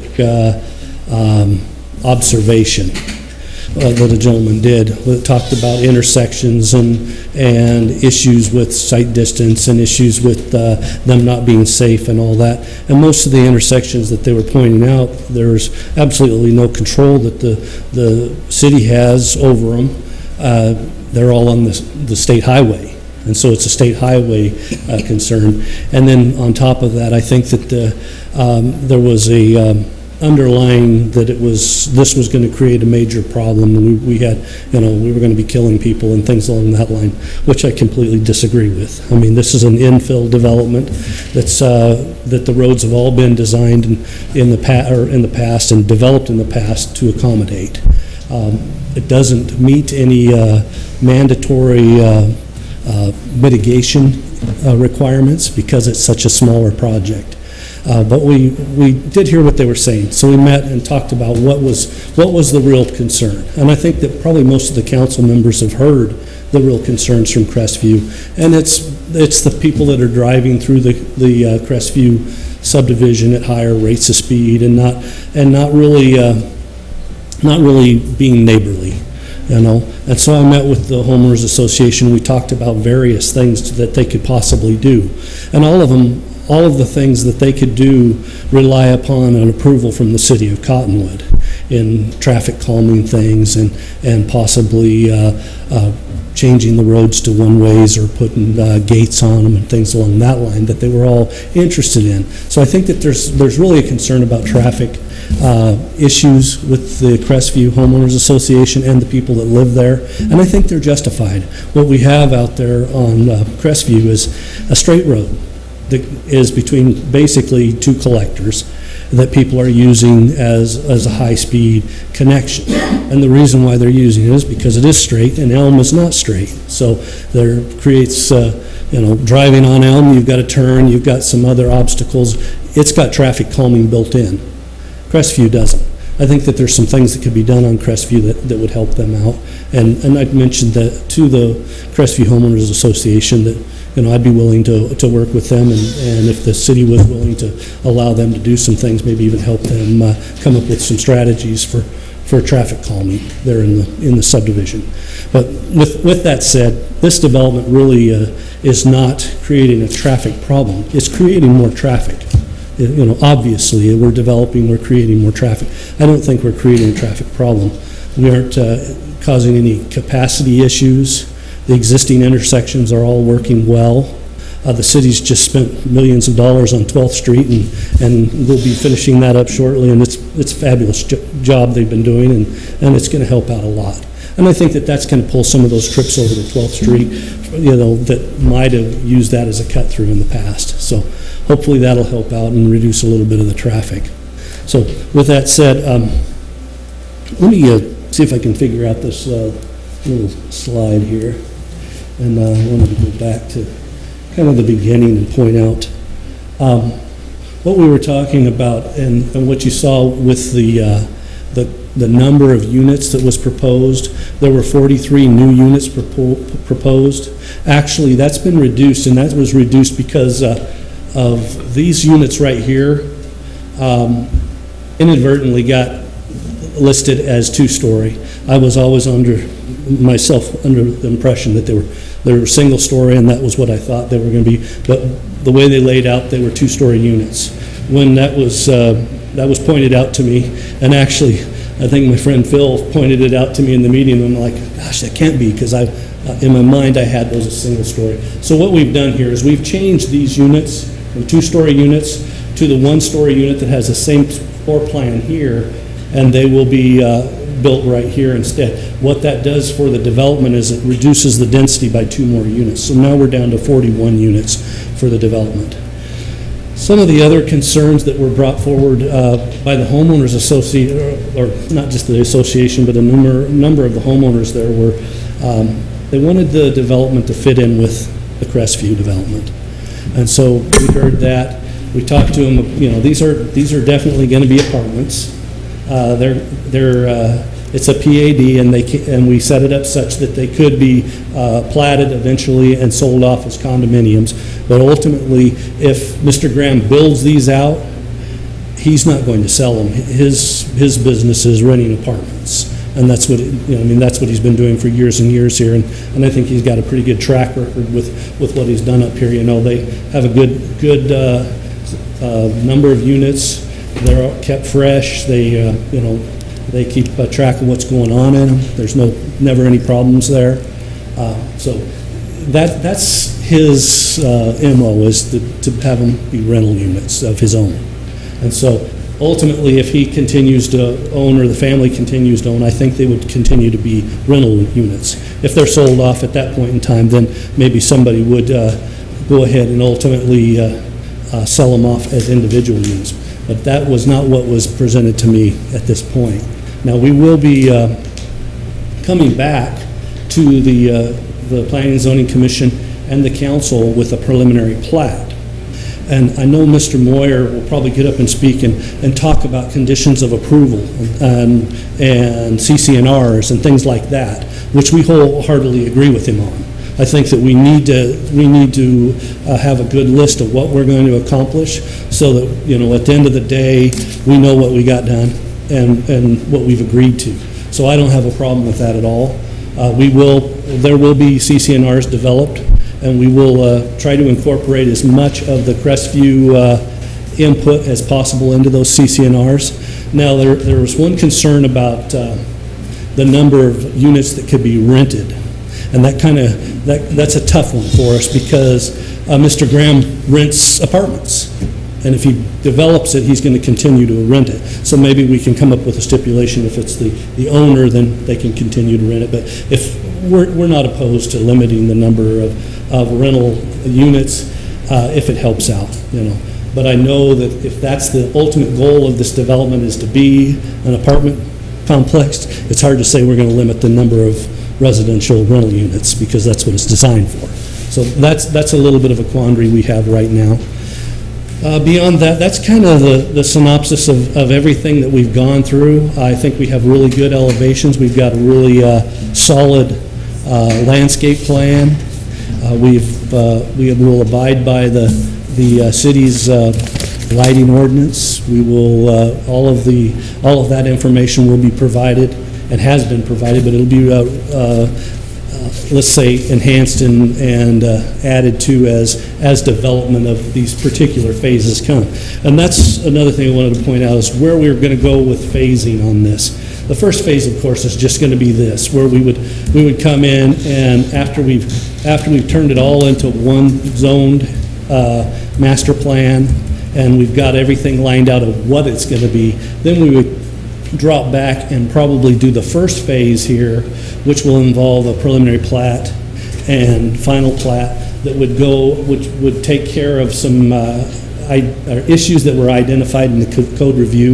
I think that was probably included in your packet. There was a number of code review comments mostly by the fire department. They had some stuff they wanted us to address if we were going to go ahead and turn it into condominiums, and we've agreed to do that. It had to do with fire sprinklers in all of the units, and then there's a little area right in here where the grade on the roadway is a little steeper than they liked. And we'll address that, we'll modify that grade in there and fix that for them.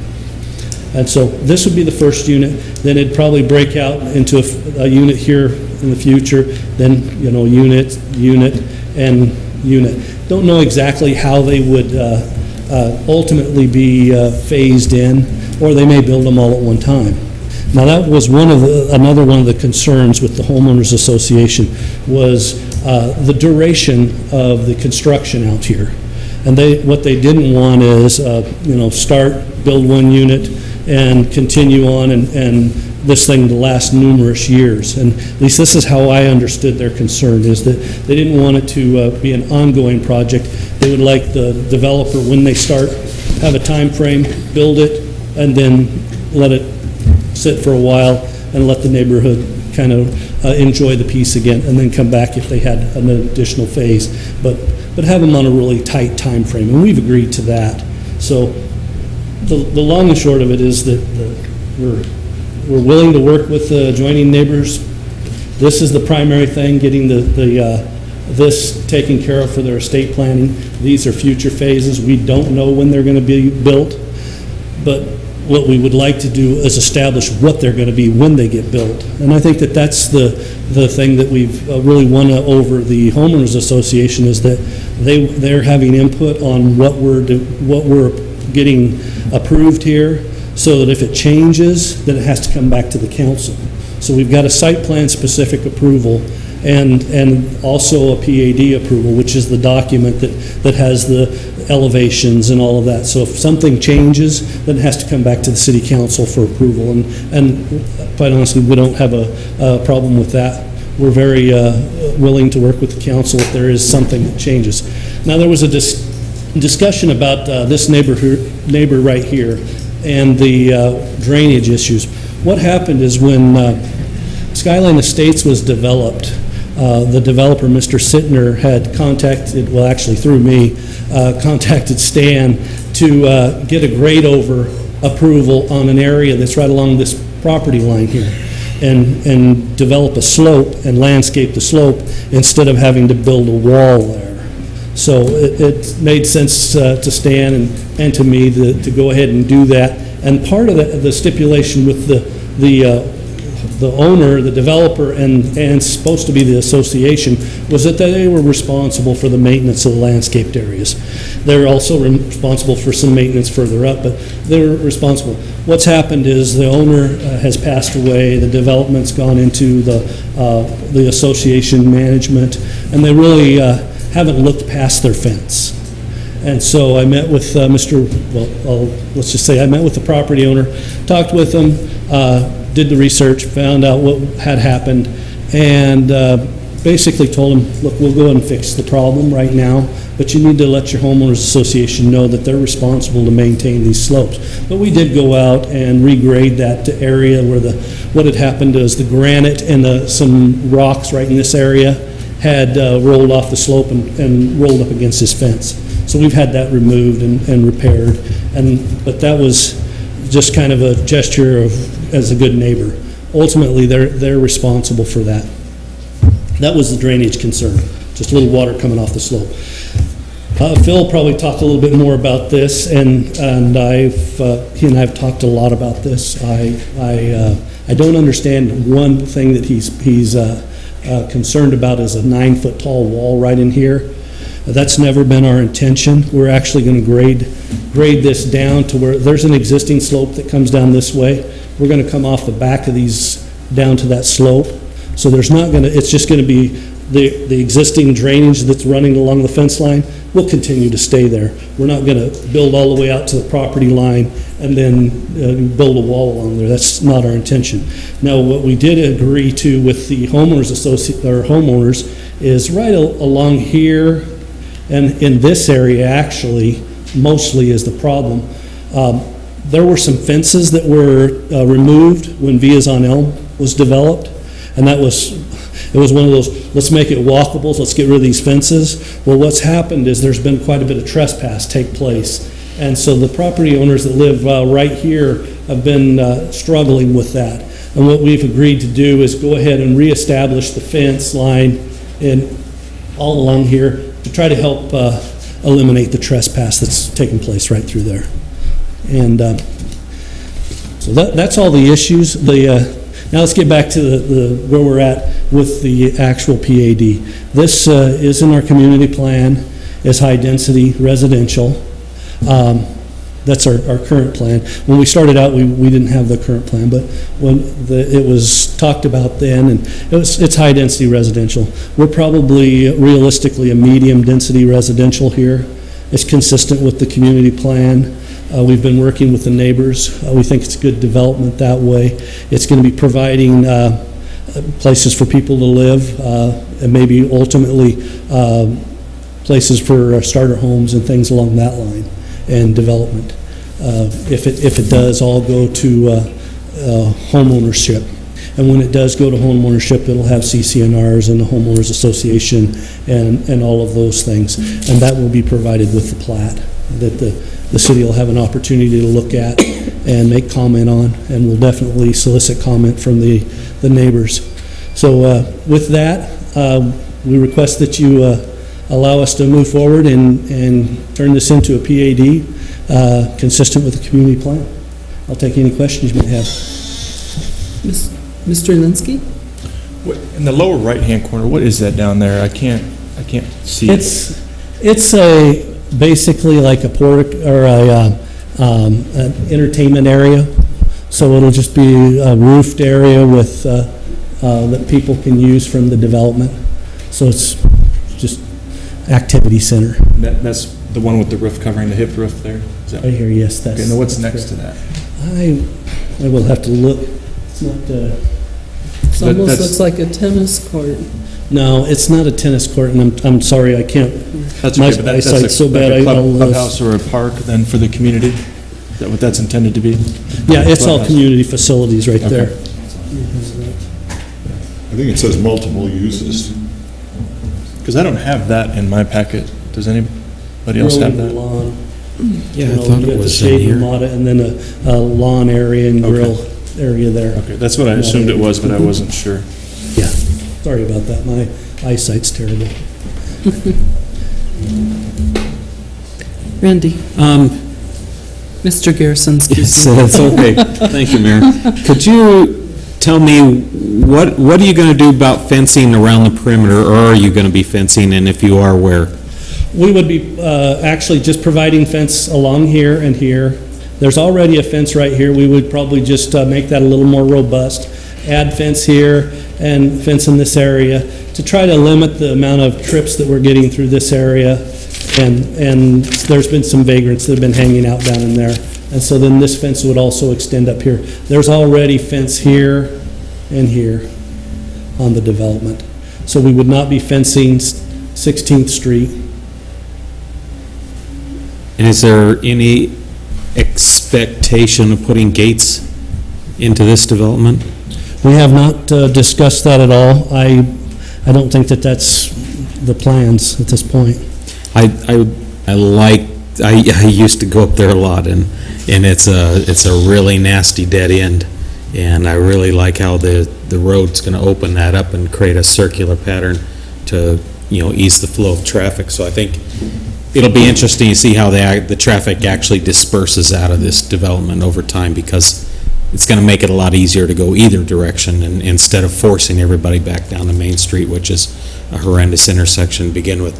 One concern I do have, though, is not putting, I'm kind of not liking how these units back up on 16th Street, right through there. We've already got an issue down here with Crestview Phase 2, or I think that's what you're calling. There's a little apartment section right there, down at the very bottom left-hand corner of your map. Down the left-hand corner? Bottom Are these here? left-hand, that there, where there wasn't ever designed enough parking inside that area. And so now what's happening is you got everybody parking out here on 16th Street with their extra cars and their trailers and their RVs and all that, and it's on a curve. Tend to be high speed, unfortunately, because of people heading that way. And I see that now, having your parking interior I think you're gonna start getting a whole lot of people parking on 16th Street to access the back, their apartment through the back, instead of making them come in and access from the interior. And so I just see that as being a new problem or an extension of an existing problem that's already happening. And you're just making it bigger by adding more houses that are gonna have access that way. So that would be a concern of mine and I was just kinda curious if, they were gonna be attacking this whole PAD as kinda like, what you get in Phoenix when you box it all in and you create this, kind of a gated community type feeling. And, so that's why I was interested in your fencing. I see exactly what you're talking about, and I haven't given it, haven't thought about that because we are a little overparked. We've got more parking spaces than units, but I think that we can probably address that with some signage along here. We'll build a vertical curb there, kind of no parking type application.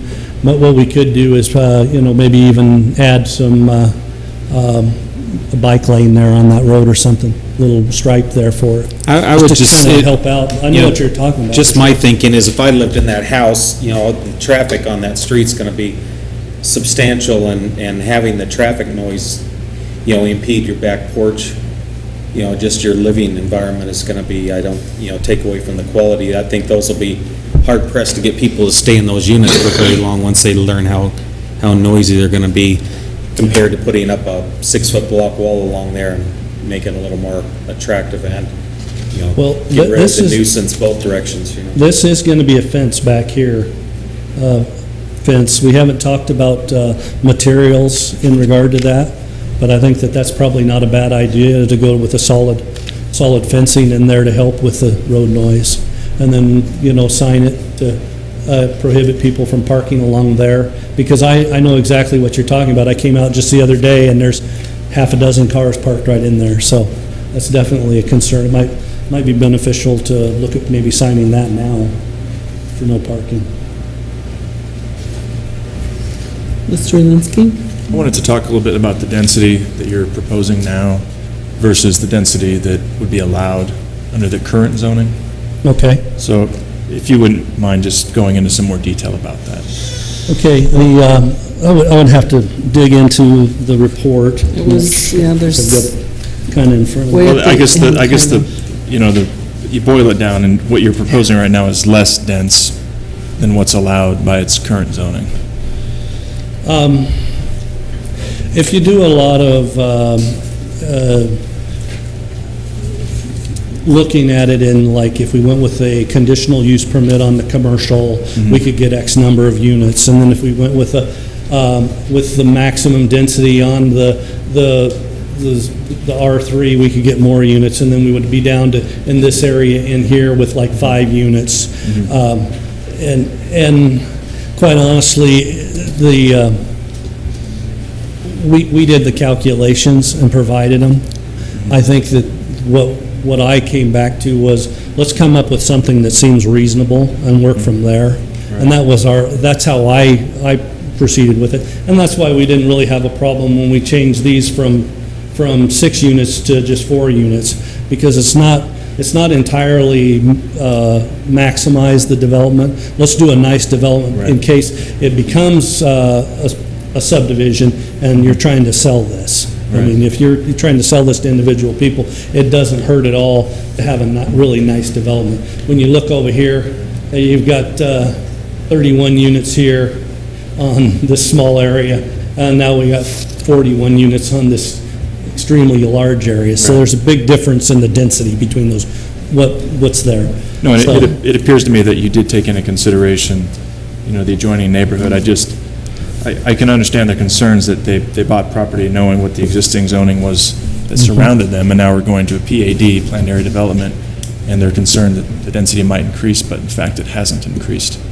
You've decreased the density. It's allowed. It could. I know the question. I guess my best answer is that yes, we could reduce the density here, but what would end up happening And it's not, I don't think these property owners here are really excited about it. What would happen is you're going to try to maximize this, so you're probably going to end up with two-story units. Those two-story units are going to block these views and create a problem here that we really didn't want to do. And so that's why we did this. And I think that maybe Phil will talk a little bit about it. He was concerned about density. I think now he understands where we're at and all, but I'm going to let him, I'm sure he's got a, you're going to speak. What's that? No, but anyhow, that density-wise, we're not asking for a very dense development here. No, I know you're not. That's the point I'm trying to make. I wish I could find it here in the packet because I read it earlier. I'm We sorry. broke it down, but Yeah, I it was can't, in there. I can't find it now. I should have. This packet was so long. Yeah, it was a lot of information. It is, and I hate to keep you this evening. I know this is the first reading. I'd be more than happy to answer any questions you might have if you want to just give me a call and all, and we can go through that. But So as far as addressing the concerns like the construction time limit, you kind of address that. Well, they're not going to be built right away. The Skyline Apartments will be made into condos first. yeah, we're gonna come back to the council with a preliminary and a final plat to do that. We didn't bring that forward now because we thought it would be best just to address the zone change, get that squared away, and then we know what we're going to provide, and then we can come back with all the rest of the information. We can look hard at the plat and look hard at the CCNRs and things along that line. So the retaining walls and all of that can be in the next step where you make that determination along with the neighborhood? Is that what you're saying? Right now, we're not proposing any retaining walls. Oh, okay. The little exhibit that was in there kind of, it threw me a little bit because when you look at our cross-sections we cut, they're a little different. The exhibit that was provided didn't have a scale on it, vertical or horizontal, so it was hard to tell what was really going on. I think it was just a guess of what we were ultimately planning. Our cross-sections actually show what the grading is going to be, probably plus or minus a foot. I know there's concern about the height of the buildings to 16 feet. They wanted a 16-foot single-story building in here. I don't think that's a problem. I think that fits our existing plans pretty well. So, I feel really comfortable with where we're at on that. And I did turn to it. It's on page 4. If you'd like, I can walk through it. But basically, under the current zoning, parcels were previously undeveloped and an appropriate use permit, and this is what I was talking about with the use permit on the commercial. Right. Approximately 98 dwelling units would be allowed for an average density of 17.85. We're talking now at about, 72 units. Right. So we're quite a bit less in the number there. So Thanks for finding that. yeah, so we're. Mr. Garrison? I like going this direction. I appreciate that the owner was willing to go this route instead of sticking with the current zoning. This gives the city a lot more chance to participate in how that all works out, how the traffic flows. If you went the other route, basically they could go in there and wildcat just about anything into that area they wanted to within the current zoning, and there's really no say for the city to get involved with how that impacts the rest of the neighborhood. So while I'm sure the neighbors would appreciate to have one house sit in the middle of that whole space and have a big park around it that everybody could use, that's not realistic, and this, I think, kind of, it doesn't add a whole nother row of high-density condos or apartments like you have there now. And I love the open space. There's quite a bit of open space, which is nice compared to some of the fill that's around Aviz on Elm. Could have done a lot better job with open space. And so I think you guys have done a good job of bringing it together and packaging it up the way you did. It'll give a lot more, I think, a lot more flexibility in how you and the city deals with the concerns of the locals and the neighbors. Thank you. I'd just be happy to come back and answer any questions you might have after the public gets a chance to talk to it. Okay. Thank you for your time. Thank you. Thank you. So, Mr. Moyer, you did fill out a form, and we would welcome you to speak if you'd like. And if anybody else wants to speak about this project from the public, there are forms right in the back there by the fire extinguisher. Hi, y'all. Well, it's been a couple years since I found out that there was going to be approved in 2 weeks rezoning for some condominiums out my backyard on a low-density zoning.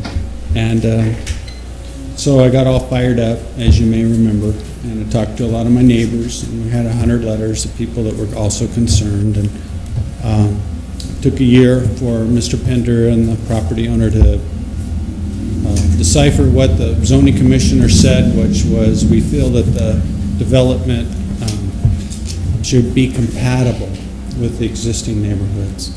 And I have to say that, you know, he has, in the last few months, tried to do his best in considering making a profit and working with us neighbors and how it might affect our property values and our future lifestyle.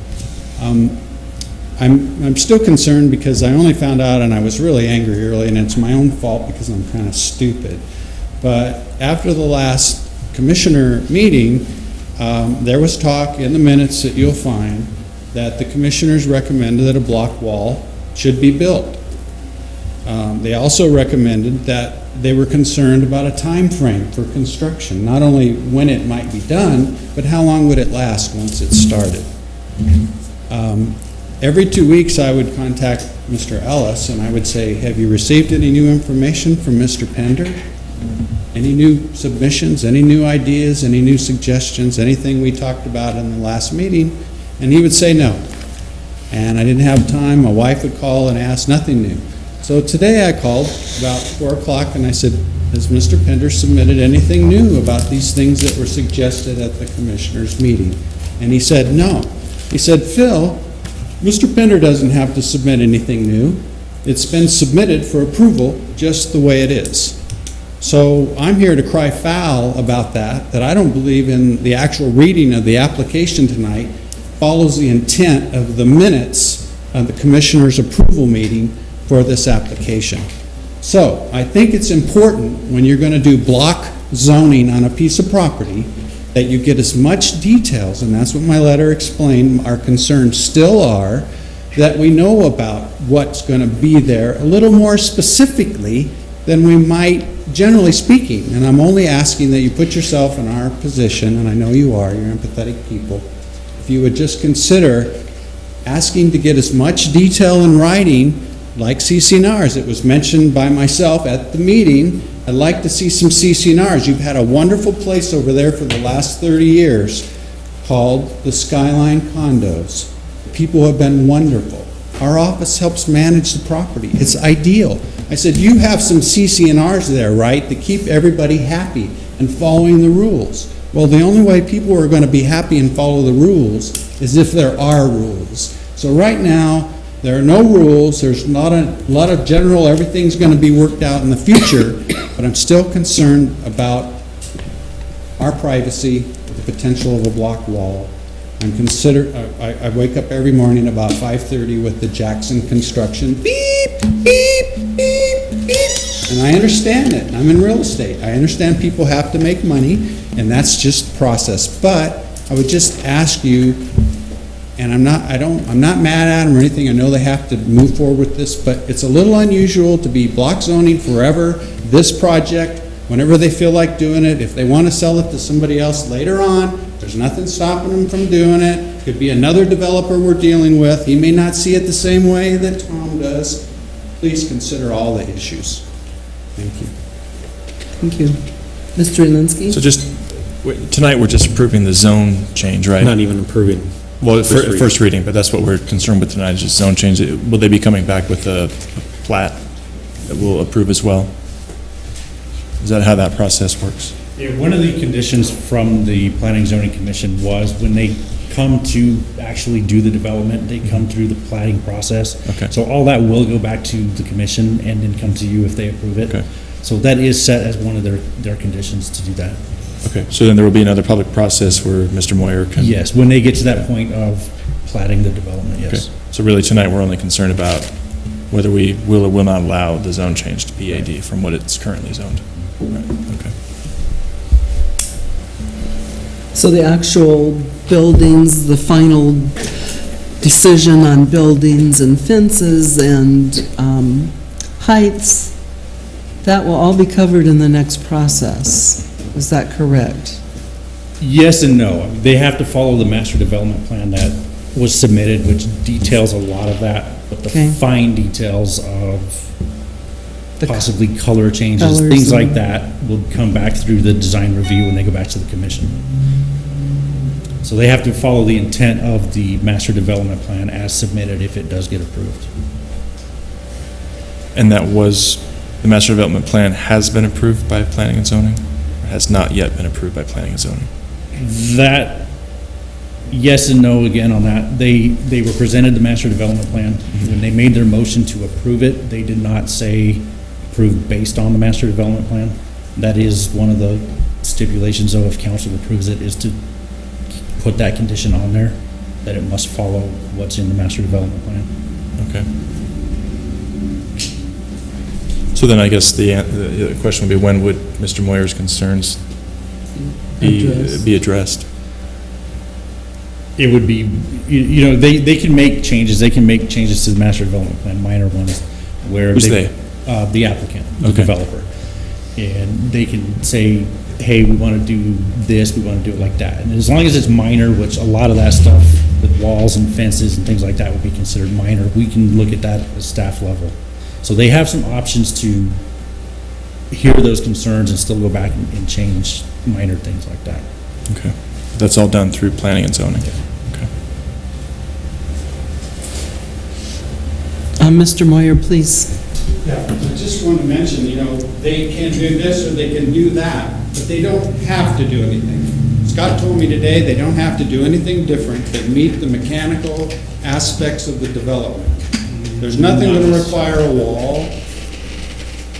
I was very frustrated today, and after talking to you, and I didn't know why 2 months ago you didn't tell me, Phil, they don't have to submit anymore. I kept thinking, gosh, they're going to come up with all this stuff and it's all going to be good.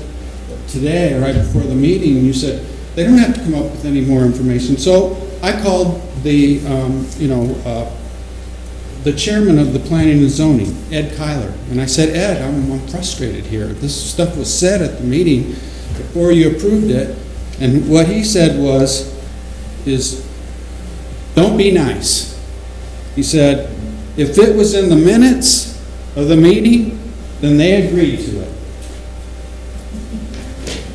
That's all I can say. So how can we, if we move forward on this, how can Mr. Moyer's concerns be addressed during the process? Well, as I mentioned, the applicant will have to come back to Planning and Zoning Commission for design review and for the plating process. And the design review is open to the public, it doesn't get advertised. So, you know, it's up to them to know, to Mr. Moyer to know when that meeting would take place, or he can request that we contact him when that happens, so we can do that. So in that design review process is where it can be brought up. Also with the plating process, that plating has to come through the commission to follow the intent of the master development plan, which then comes back to you guys as well. And this may be a clarification for Mr. Horton on what's in the minutes versus what was in the motion for approval on what they have to follow. They, when Planning and Zoning made their motion, they did not put in there anything about a block wall or anything Mr. Moyer has just mentioned. They may have discussed it in the minutes, but it wasn't part of their motion that was in the approval. Mr. Pender. Mr. Pender. Mayor, I can maybe help out here. There's a concern about the differential between these two properties. If I can, in the next well, it's going to be difficult for me to get it between the next reading, but I will work with Phil to make sure he's happy there. I don't think a block wall at the property line between these two properties is the solution, because that's the lowest point between the two properties. That's not our goal, is to put a wall at a low point to where it doesn't really work. It doesn't provide the security that Phil wants or we want. We've got planned right now for backyards with fences. If we can work out something there that makes Phil happy, we'd be more than happy to do that. I don't want to put a 8-foot-tall block wall on the property line in the bottom of a channel that really doesn't do any good for anybody. And that's really our concern. If it makes sense, we'll definitely put in, like we talked about there along 16th Street, if it makes sense to put a solid wall in there to help out on the development, we're going to do that. But at this point, I'm really not willing to say we'll put a block wall right on the property line, because I don't think it's going to benefit anything. I think that what we can do is I will work with Phil and make him happy, you know. That's ultimately what we've been doing for the last couple of years. And Phil's, you know, I'm not going to discount anything he has to say. He's had some very valid concerns and been very reasonable when we've sat down and talked. So I think that we can find a solution. So what about all these other people that wrote 2 years ago? Where are they with? There was, like I said there at the beginning of my presentation, there was somebody was out stirring a lot of things up, traffic and problems and all that. And I think it was really the fear of what's going to happen. You know, it's been this empty lot forever, and people got excited. And at the time, there were just some excitable people out there. I think that. You know, I'm not going to discount their concern at all, because they have a right to have their concern. But I think there was a little bit of that going on. And I met with the homeowners association. I've met with the individual property owners. I really, when we sit down and talk about the development and what ultimately is going to happen, I think everybody's okay with it. You know, just like Phil, they all have their questions. How are you going to address this? I try to satisfy everybody. So that's where we're at, and we'll do that. I just don't want to agree to put a block wall along the south boundary line, because I don't think it benefits anybody. Well, you said that it's a low spot, so I would assume that would collect water if you did that?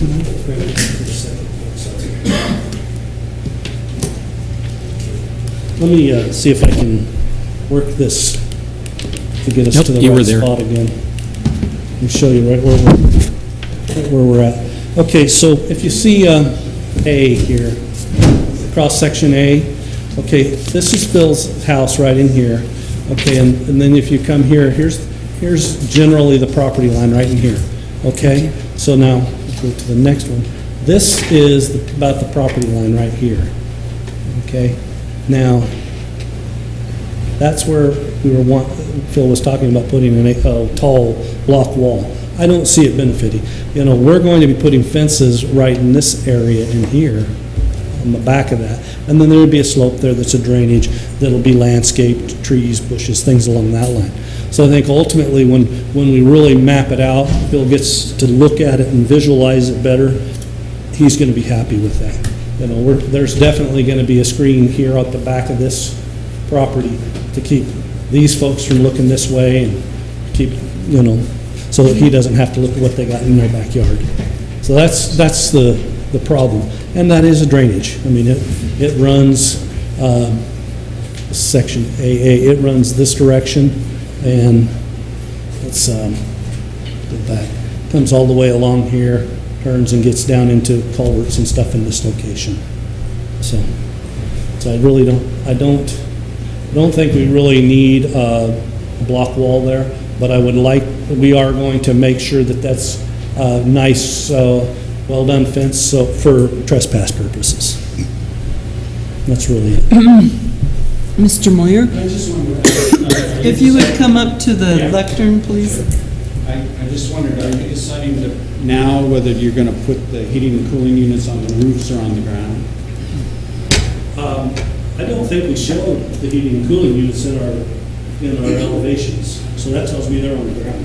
Okay, because that's what all around the neighborhood. Yeah, I mean that was a concern that was. They were going to be there. These are things that scare you when you want to sleep Sure, at night. you bet. Well, and that's why, and actually, that's why we do the master development plan and we provide the document that the staff's looked at all of this. I mean, it's, Again, things like that would come into play for design review when it goes there Right. to the commission for So design so review. Mr. is Moyer would looking have at another stuff like chance that, to yeah. input. So tonight, we're just really, it's a first reading, there's no vote. There will be a vote on the second reading, which gives Mr. Pender a chance to spend more time with Mr. Moyer and all of the neighbors, and we have another one to speak. But I just wanted everybody to know we're not voting tonight. Ms. Mosley? Please. Madam Mayor and council members, I'm a member of the Crestview Ridge Homeowners Association, which is that small section of patio homes, and I have enjoyed my quiet neighborhood, and my concern is that section of 16th Street from where Crestview Court, where I live, until we get to the new Skyline development.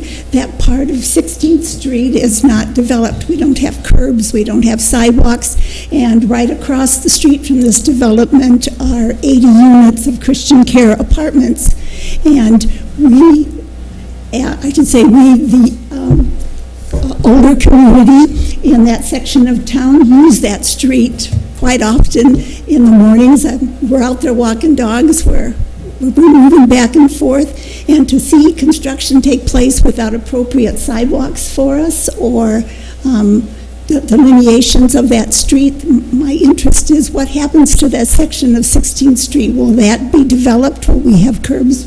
Will we have sidewalks? Can you answer that question, please? Would that be Mr. Scott? Thank you for your comments.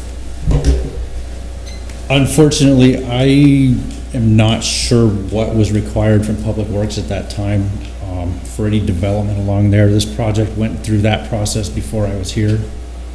I don't know, were you involved with it at that time? Do you have that information? sure, it's pretty clear. We're going to develop that side of the road with curb, gutter, sidewalk, landscaping, all the amenities for that site. So there will be walkways for them, an ADA accessible walkway there that'll go all the way down to Skyline Estates. So they'll be able to now take a sidewalk from our south boundary all the way down to the ditch there by the old Bayless store, Bashas, whatever it is, in the city now, I guess.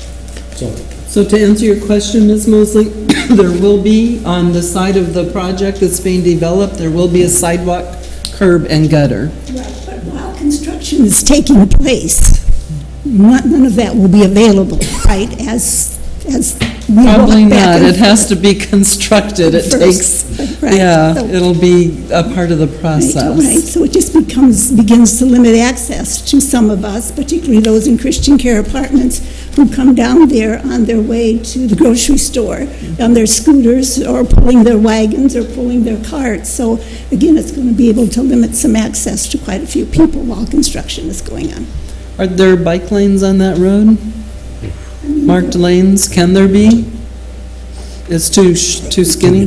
Yes, it's Because that's a place they could have their scooters too if there were marked bike lanes, but that street doesn't have the space for that, I suppose, or? as far as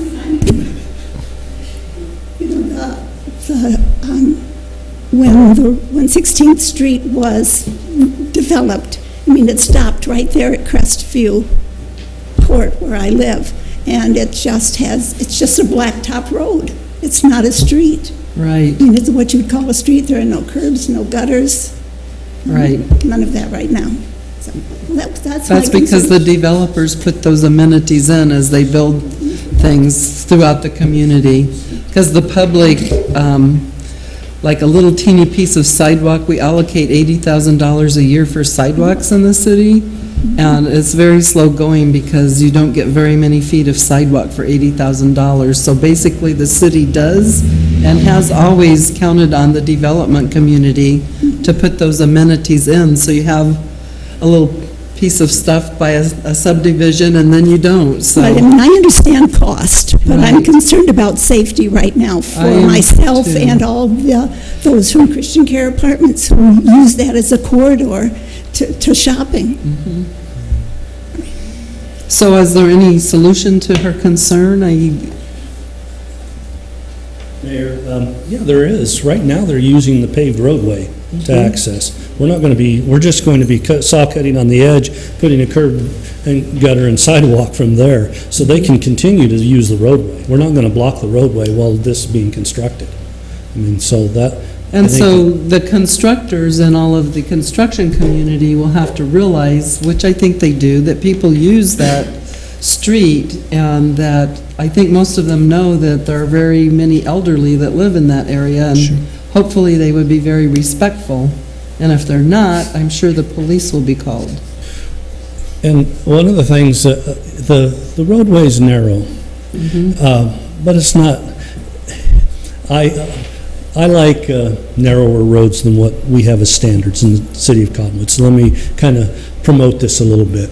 I think that you could put bike lanes on this roadway and still have plenty of travel lane. And what it would do then for the city would also put side friction on, which would encourage people to drive slower. Slow down. So that's why I like narrower roads, is I think that the wider we build them, the faster people go.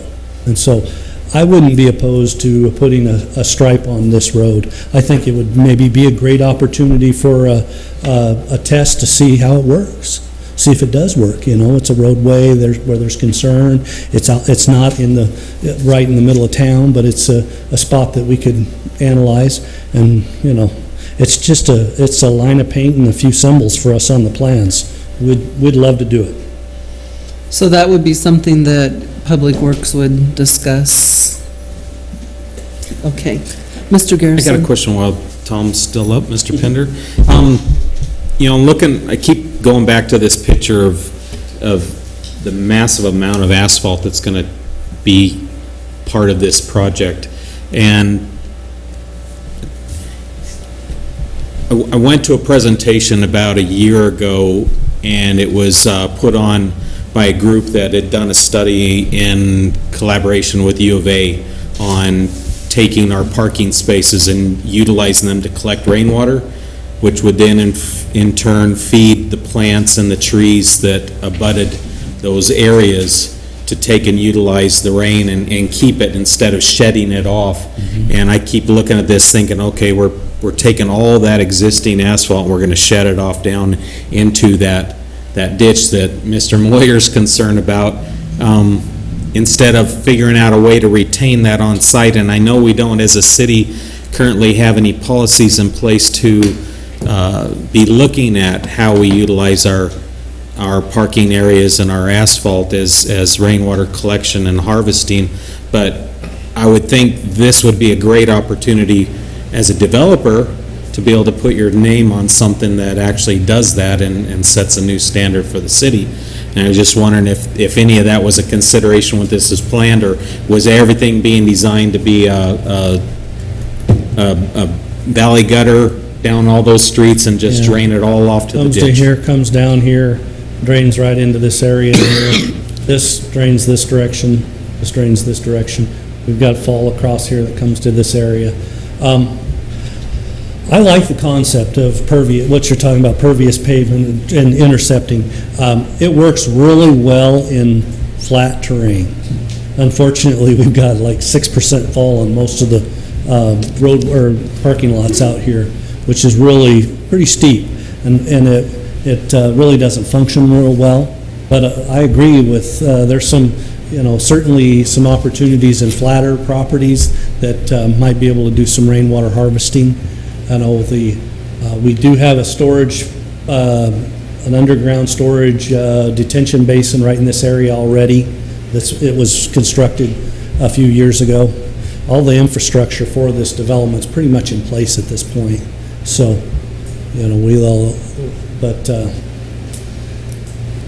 I can take a look at it, but I think we're going to really struggle to try to intercept any water. Thank you. Council, any other questions or comments? Members of the public, any other questions or comments? Thank you for your time. Thank you. So, if there are no further questions or comments on this project, City Deputy Clerk, please read ordinance number 614 by title only. And turn the lights back on, please.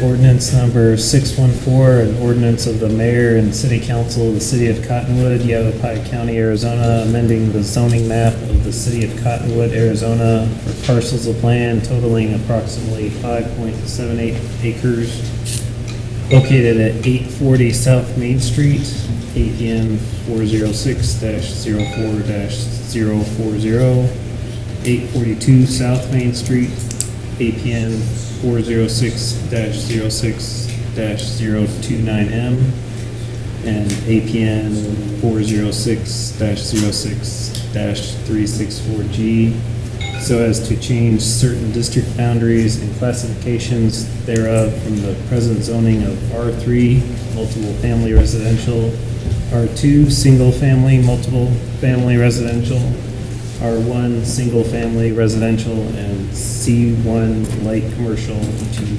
PID, planned area development. Madam Thank Mayor. you.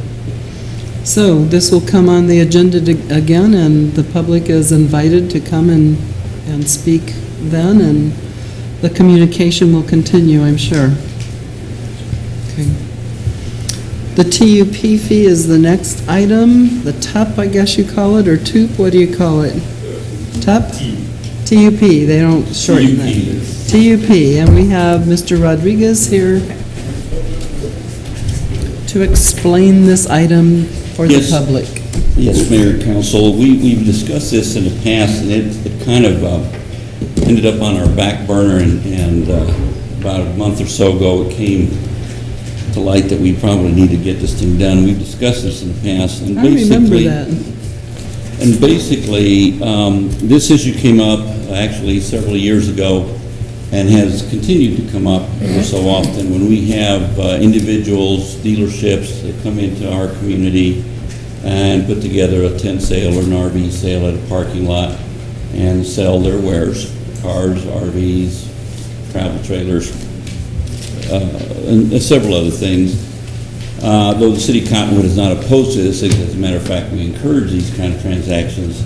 We do have issues with them because many of them are area dealerships within, let's say a 50, 60-mile radius, and they're taking their transactions and their contracts and they're actually transacting business in their community and hence taking the sales tax with them, not leaving any sales tax for the city of Cottonwood.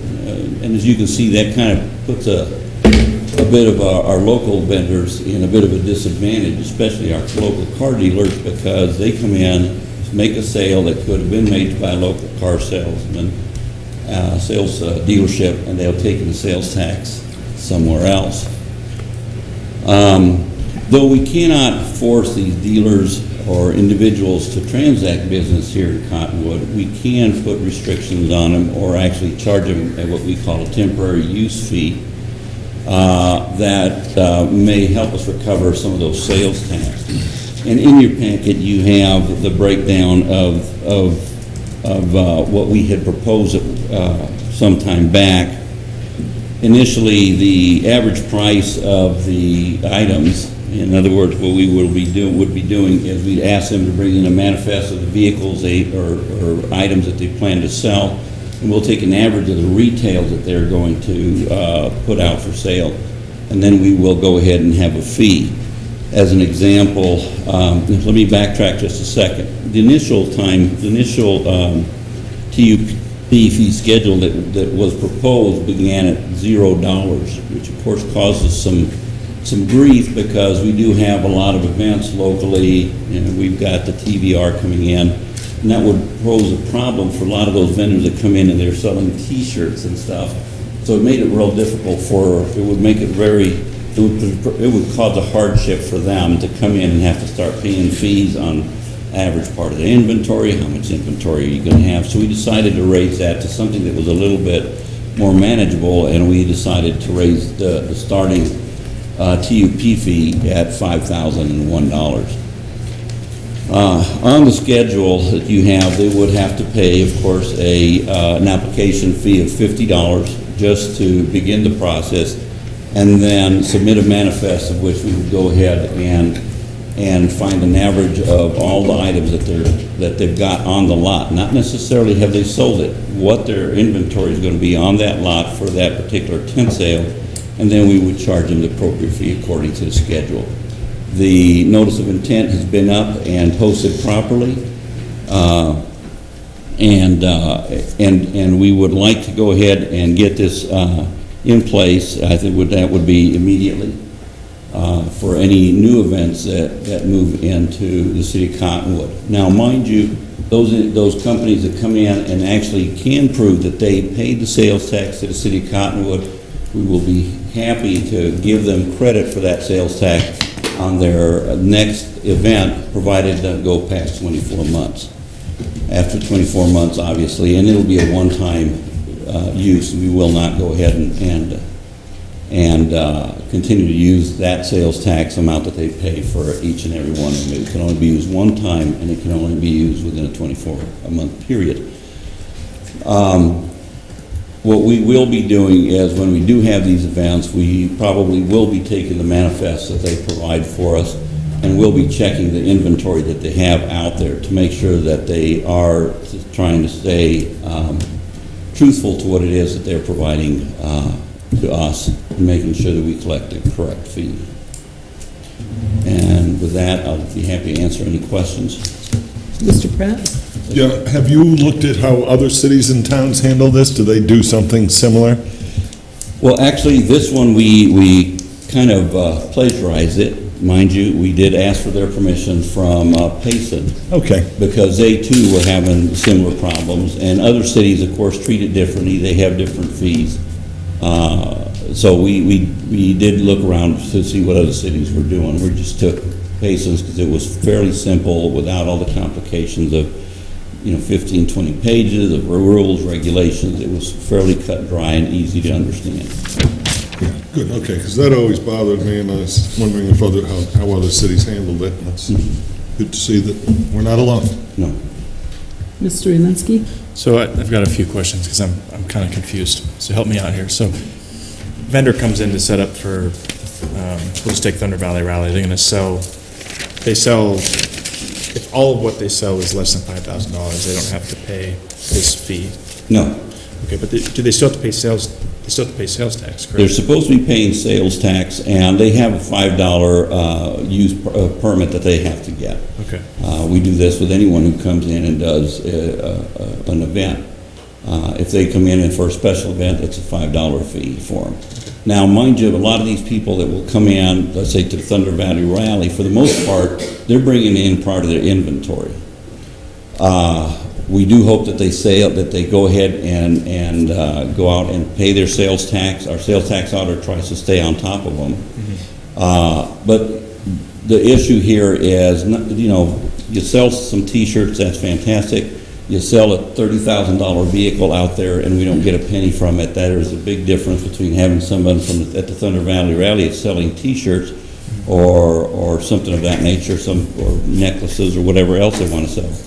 At $10 here, $15 there, $20 there, versus a big ticket item, and they take the sales tax elsewhere. Okay, so again, at the Thunder Valley Rally, someone sells $5,001 worth of T-shirts, and they have to pay $1,500. No, this is their average inventory. We take of their inventory of their inventory, so it would have to be ticket items for $5,000 and up. Okay. But now, when they come in to sell RVs or whatever, when they take up Safeway parking lot and they sell their RVs, aren't they supposed to still pay sales tax to Cottonwood? Not necessarily. The sales tax is paid in a sense at the point of sale, and that means the minute they sign that contract, they'll take it to Camp Verde, sign a contract, it becomes Camp Verde sales tax. They take it to Prescott, Sedona. That's the point of sale. This is just their showroom. They paid sales tax where they actually signed the agreement. But what I'm confused on then is, if you said that they can get a credit if they can prove that they paid the sales tax to the city. If they can prove they're paying sales tax to the city, would they still be required to pay this fee? No, we would give them credit for the fee. We would still ask for manifest, we would still do the averaging of the vehicle, we would still calculate their fee that they would have to pay. And we would go ahead and take their tax report that they have sent to the state and go ahead and credit them for that amount. Meaning that they don't have to pay that at all. They have to pay it up front, but they'll get it back once they file their TPT? No. No, not necessarily. Only if they have filed it for the city of Cottonwood. If they filed it and it went to Camp Verde, we won't give them credit for it. No, I know, but what I'm saying is if they sell something here in the city of Cottonwood, then they would, when they're filling out their TPT form, they would list City of Cottonwood as a place where they did business, and so the sales tax would then come back to the City of Cottonwood. Right. Correct? So in that case, they wouldn't have to pay that fee. No, we won't give them, we won't refund them. The next time they have an event, we will give them a credit. Let's just say that they paid, their fee is $5,000. They paid a $5,000 up front. They do sell something and they do provide the sales tax. Let's say $2,000. When they come back and they prove that they paid the $2,000 and they're going to do their next event within 24 months, we will give them credit for the $2,000 sales tax based on what their fee would be. If their fee is $6,000, we will happily give them credit for the $2,000, but they still have to pay the difference in the fee. Okay. Yeah, I think I'm just having a hard time wrapping my head around it because I do business as a contractor all across, many different cities and towns and stuff, and I have to list the towns where I do business, and I have to pay, of course, their business registration fee and pay the sales tax at point of sale.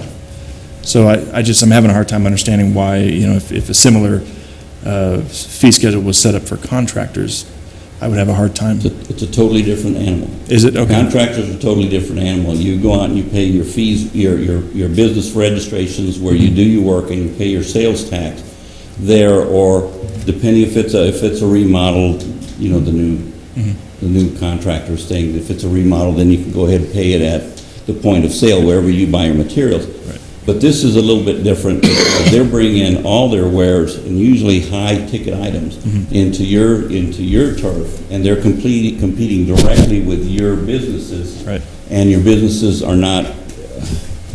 They're taking their sales tax away. I understand. It's not a contract. Contractors we're not having an issue with them right. that we know of yet. Right.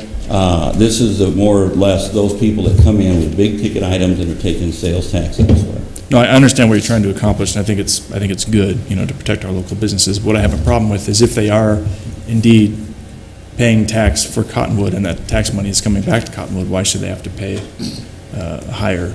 I'll be honest with you, a lot of the sales tax, most of it is not coming back to Cottonwood. We've gone back and we've done some audits, and we've managed to collect a little bit of it only because somebody accidentally signed a contract at the Safeway parking lot, and we managed to catch that.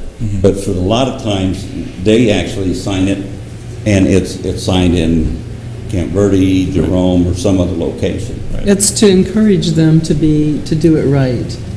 And our citizens, when they sell the RV in Safeway in Cottonwood and they go over to another town and do the paperwork, those citizens are getting the police services, the fire services, the parks, the recreation, and our citizens are getting that. No, I completely understand. So this is a mechanism to help them pay taxes in the proper town and protects our citizens or our businesses who do pay taxes in town. Terrence? And I just want to say, I think, you spelled those fees out and the discounts they'll get in the future pretty well in your notes, so we're protected there. And you did attach, whoever wrote the resolution did say that we would abide by all the information in what we called Exhibit A. Yes, I think Matt did a good job putting that resolution. Our attorney there? So yeah, that is covered. Those 3 notes there cover all that and explain how they will be rewarded if they do pay the sales tax. Right. And I think that's a good thing, and I think it's a fair thing. I like that idea. If you have further questions, just, give me a call and we can sit down and go over it a little with more detail. Okay. Mr. Huddigy, Mr. Garrison, Vice Mayor, any? If I could just be clear, I understand the spirit. I agree with the spirit of what we're trying to do here. I'm a little concerned about the mechanics of how it works, and the fees seem a little high to me, as I understand it now, but maybe I will contact you and we can. Certainly. I'll have a cup of coffee ready for you. And we're talking about a vehicle or an RV, we're talking about high dollar items and a lot of sales tax going out of the city when it's not done properly. Right, understand. So, Mr. Pratt, Is it time for a motion? I think so. Please. I move to approve resolution number 2813, establishing a new temporary use permit fee schedule as presented. Second.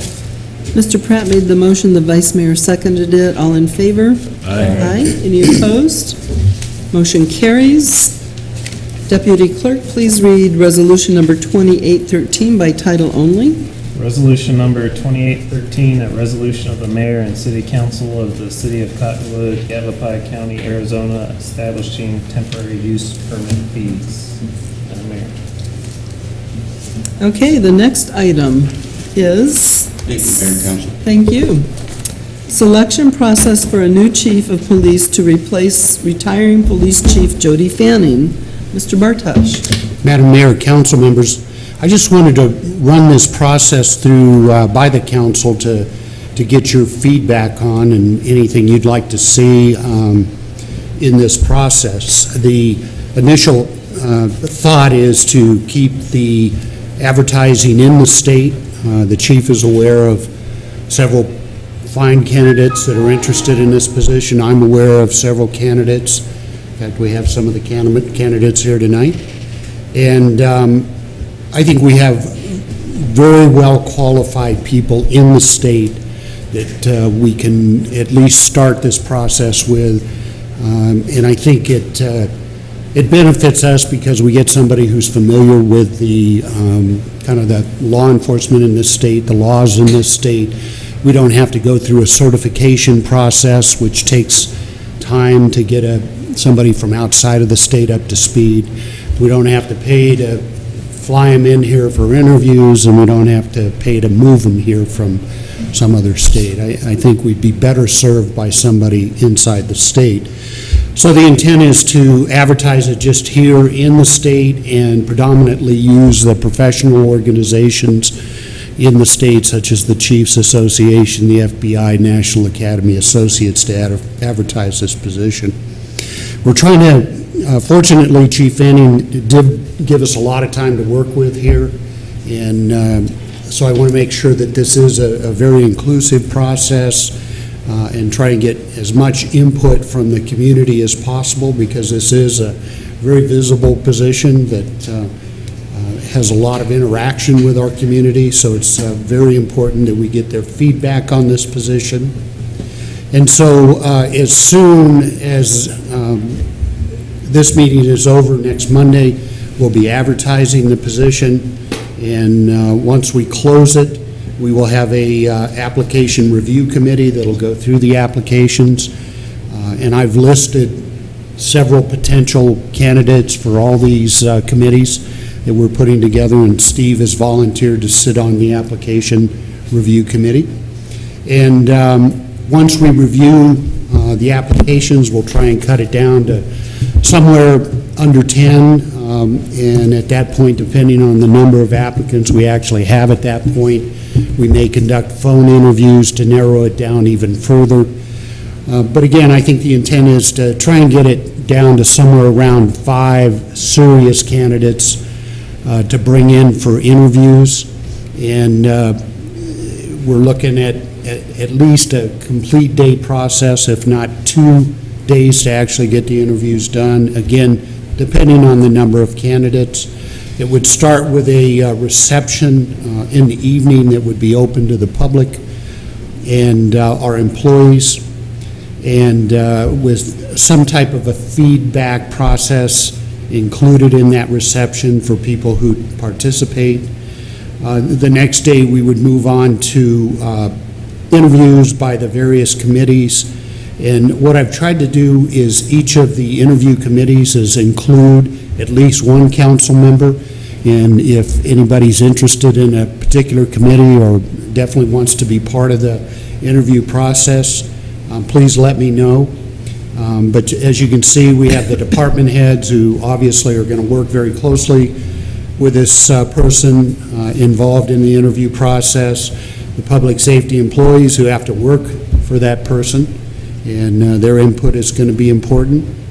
Community leaders who, again, will have a lot of interaction with this person on a variety of different issues, and also regional leaders using the expertise of our local law enforcement leaders and also our city managers to come in and help us gauge this individual as well.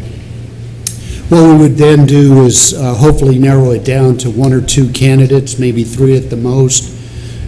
Chief Fanning has graciously offered to help us do background investigations, and also prior to this, we actually have to do a conditional job offer. Oh, and I forgot the most important part. Somewhere in there, I actually interview the last couple of candidates to figure out who the top candidate is. At that point, we would make a conditional job offer and then complete the background, medical evaluation, fitness testing, and make a final job offer sometime in December. Bring them on board January 11th to where they could spend at least a couple of weeks with Chief Fanning. We don't want them to spend too much time with Chief Fanning because we don't want them to pick up bad habits and traits. I was going to ask, you got like 5 months when you came. I know that was a little long. So anyway, this is the process, and again, I think we'll get some very qualified applicants. We've got a fine police department with good equipment and good personnel, and we have adjusted the job description to some extent, recognizing the increased responsibility of the Regional Communications Center. And we've also highlighted the importance of education and fitness and some type of a command level school such as the FBI Academy or Northwestern Command School. So with that, I'd be happy to make any comments, ideas, thoughts. Mr. Pratt? I think you've been working hard. It looks like a terrific process. You've got an all-inclusive group working on it, which is important. I like the idea of the evening reception and invite the citizens, because one of the things we do want to look for, I think, is certainly want qualifications, but who might be the best fit for our community too. And I think that's always good to remember, that sometimes you can hire the person who may have great qualifications but isn't a good fit for the community. So I think it's great that you're seeking all that input from all those different people and groups. And you've worked hard to get those names. Yeah. Yes. And again, thanks to Chief Fanning for giving us ample time to replace his big shoes, or his big feet in those big shoes, or whatever it is. Vice Mayor? When do you want us to tell you if we want to be on one of these committees? Whenever. Okay. Application Review Committee, Okay. please. Are the groundskeeping qualifications in the in the job description, or no? We're going to leave that as a surprise. Okay, gotcha. That's in the other This is what you other do duties as assigned. After you get here, we'll tell you about. I really love this part of the description: community-based policing and active partnership with the citizens of Cottonwood, ensuring for the protection of lives and property in the city through the leadership, management, and direction of all police employees. I really liked that partnership with the citizens. That was excellent, because that's really what this police department's already about, and the continuation of that is paramount. So if anybody would like to serve on any of these committees, please let the city manager know. There's a couple, 2 or 3 more slots, I think. And certainly more than one council member wouldn't hurt either. Under regional, you have a council member. Did you think maybe a council member from another city or town? Is that what you were thinking? No, I was thinking of one of our council members. I wouldn't mind being on that one, the You wanna be regional. on that one?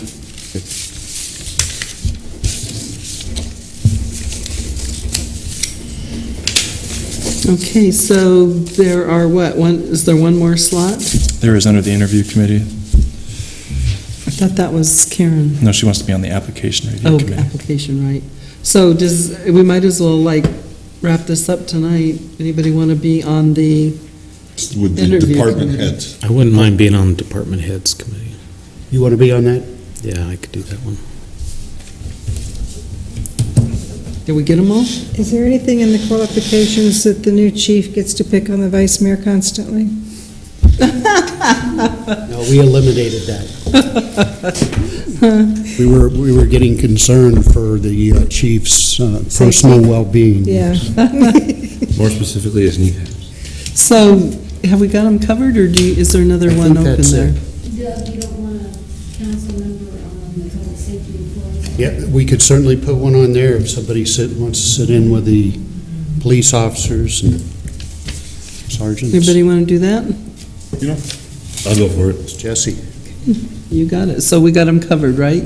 Got 'em Just as well covered. get this done now. You don't want me on those committees. You didn't volunteer yet either. Okay, I think we're covered. But if you have a burning desire to serve, get with the city manager and he'll accommodate that, I'm sure. Yeah, there could be more than one on the committee, two council members would work. Right. So, thank you. You've done a lot of hard work on this, and we'd like to acknowledge we have a couple of applicants here tonight. Do you want to, they've sat here for a long, long time, so you want to introduce yourselves? Chief, you want to introduce them? Madam Mayor, members of the council, Commander Jordan Cooch. You. Hi, my name's Jackie McConnell. I'm former Phoenix Police Lieutenant and Acting Bureau Commander for 20 years in Phoenix. Recently moved to Yavapai County when I retired from Phoenix and decided I'd give it a shot. Thank you for being here tonight.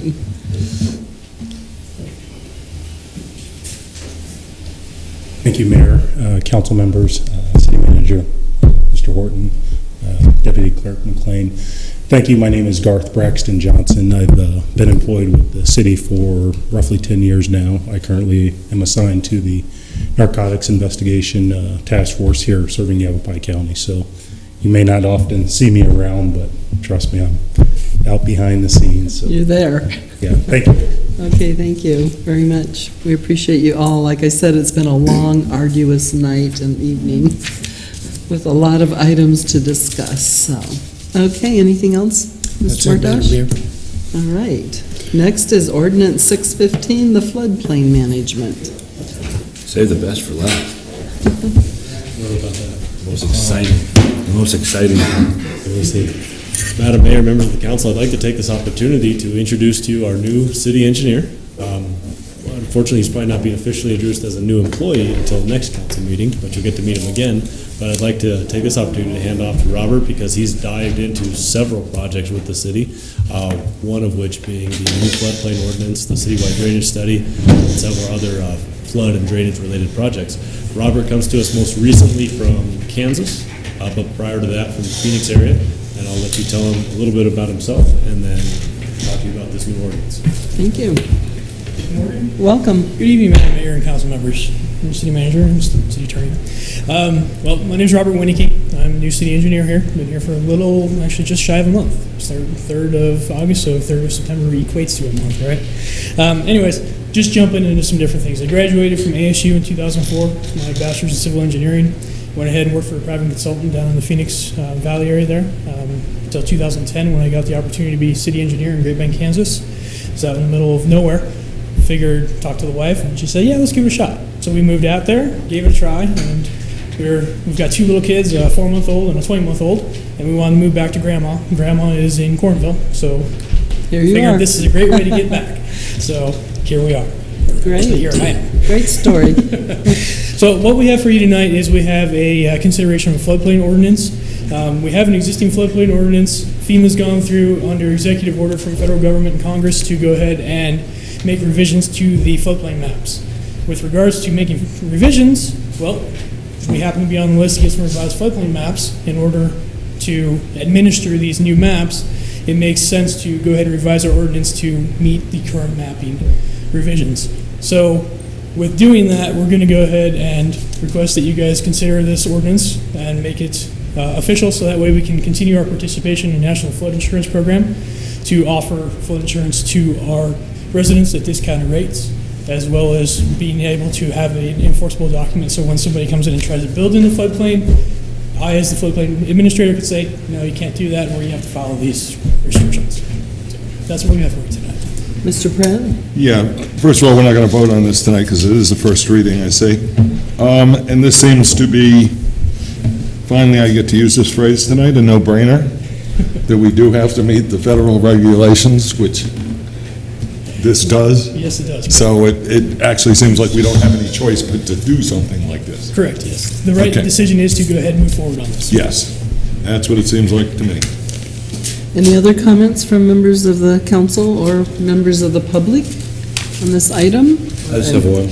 Yes. It's indirectly Mr. related. Dowling. Yeah, I see Phoenix and Kansas. Are you used to hills? You know, Phoenix at least has some. Kansas, no, there weren't any. Kansas is... We have a few. Yeah, just a tiny bit, you know. Wasn't Barron in Kansas too? Yep. She was. Okay. I do have to say, your comment about the hills, I'm glad that I won't have to drive on ice on hills, because, you know. I Well, can you see weren't flow here backwards. the first day of the year. Actually, I was. I was visiting family, and we got the snow. I got to see that and go drive up through Flagstaff then later that day. So. Oh, thank goodness. Well, we love the snow and that we love it for our aquifers, but that usually doesn't stay around for 4 days. Usually it's gone by 2. Understood. So, okay, well, it is the first reading. It's great to meet you, and I would go ahead and ask the city deputy clerk to read ordinance number 615 by title only.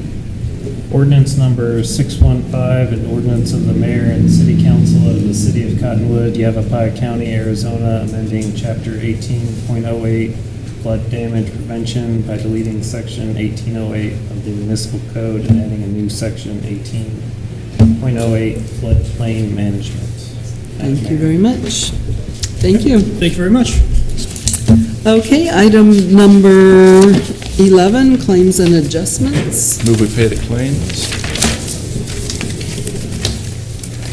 I'll second it. Oh, you second it? Okay, you second it. So, Mr. Elinsky did the motion, and it's getting really, really late. Mr. Dowling Yep. seconded it. All in favor? Aye. Any opposed? Motion carries. I move to adjourn. So the mayor made the motion, the vice mayor seconded it. All in favor? Aye. Any opposed? Motion carries.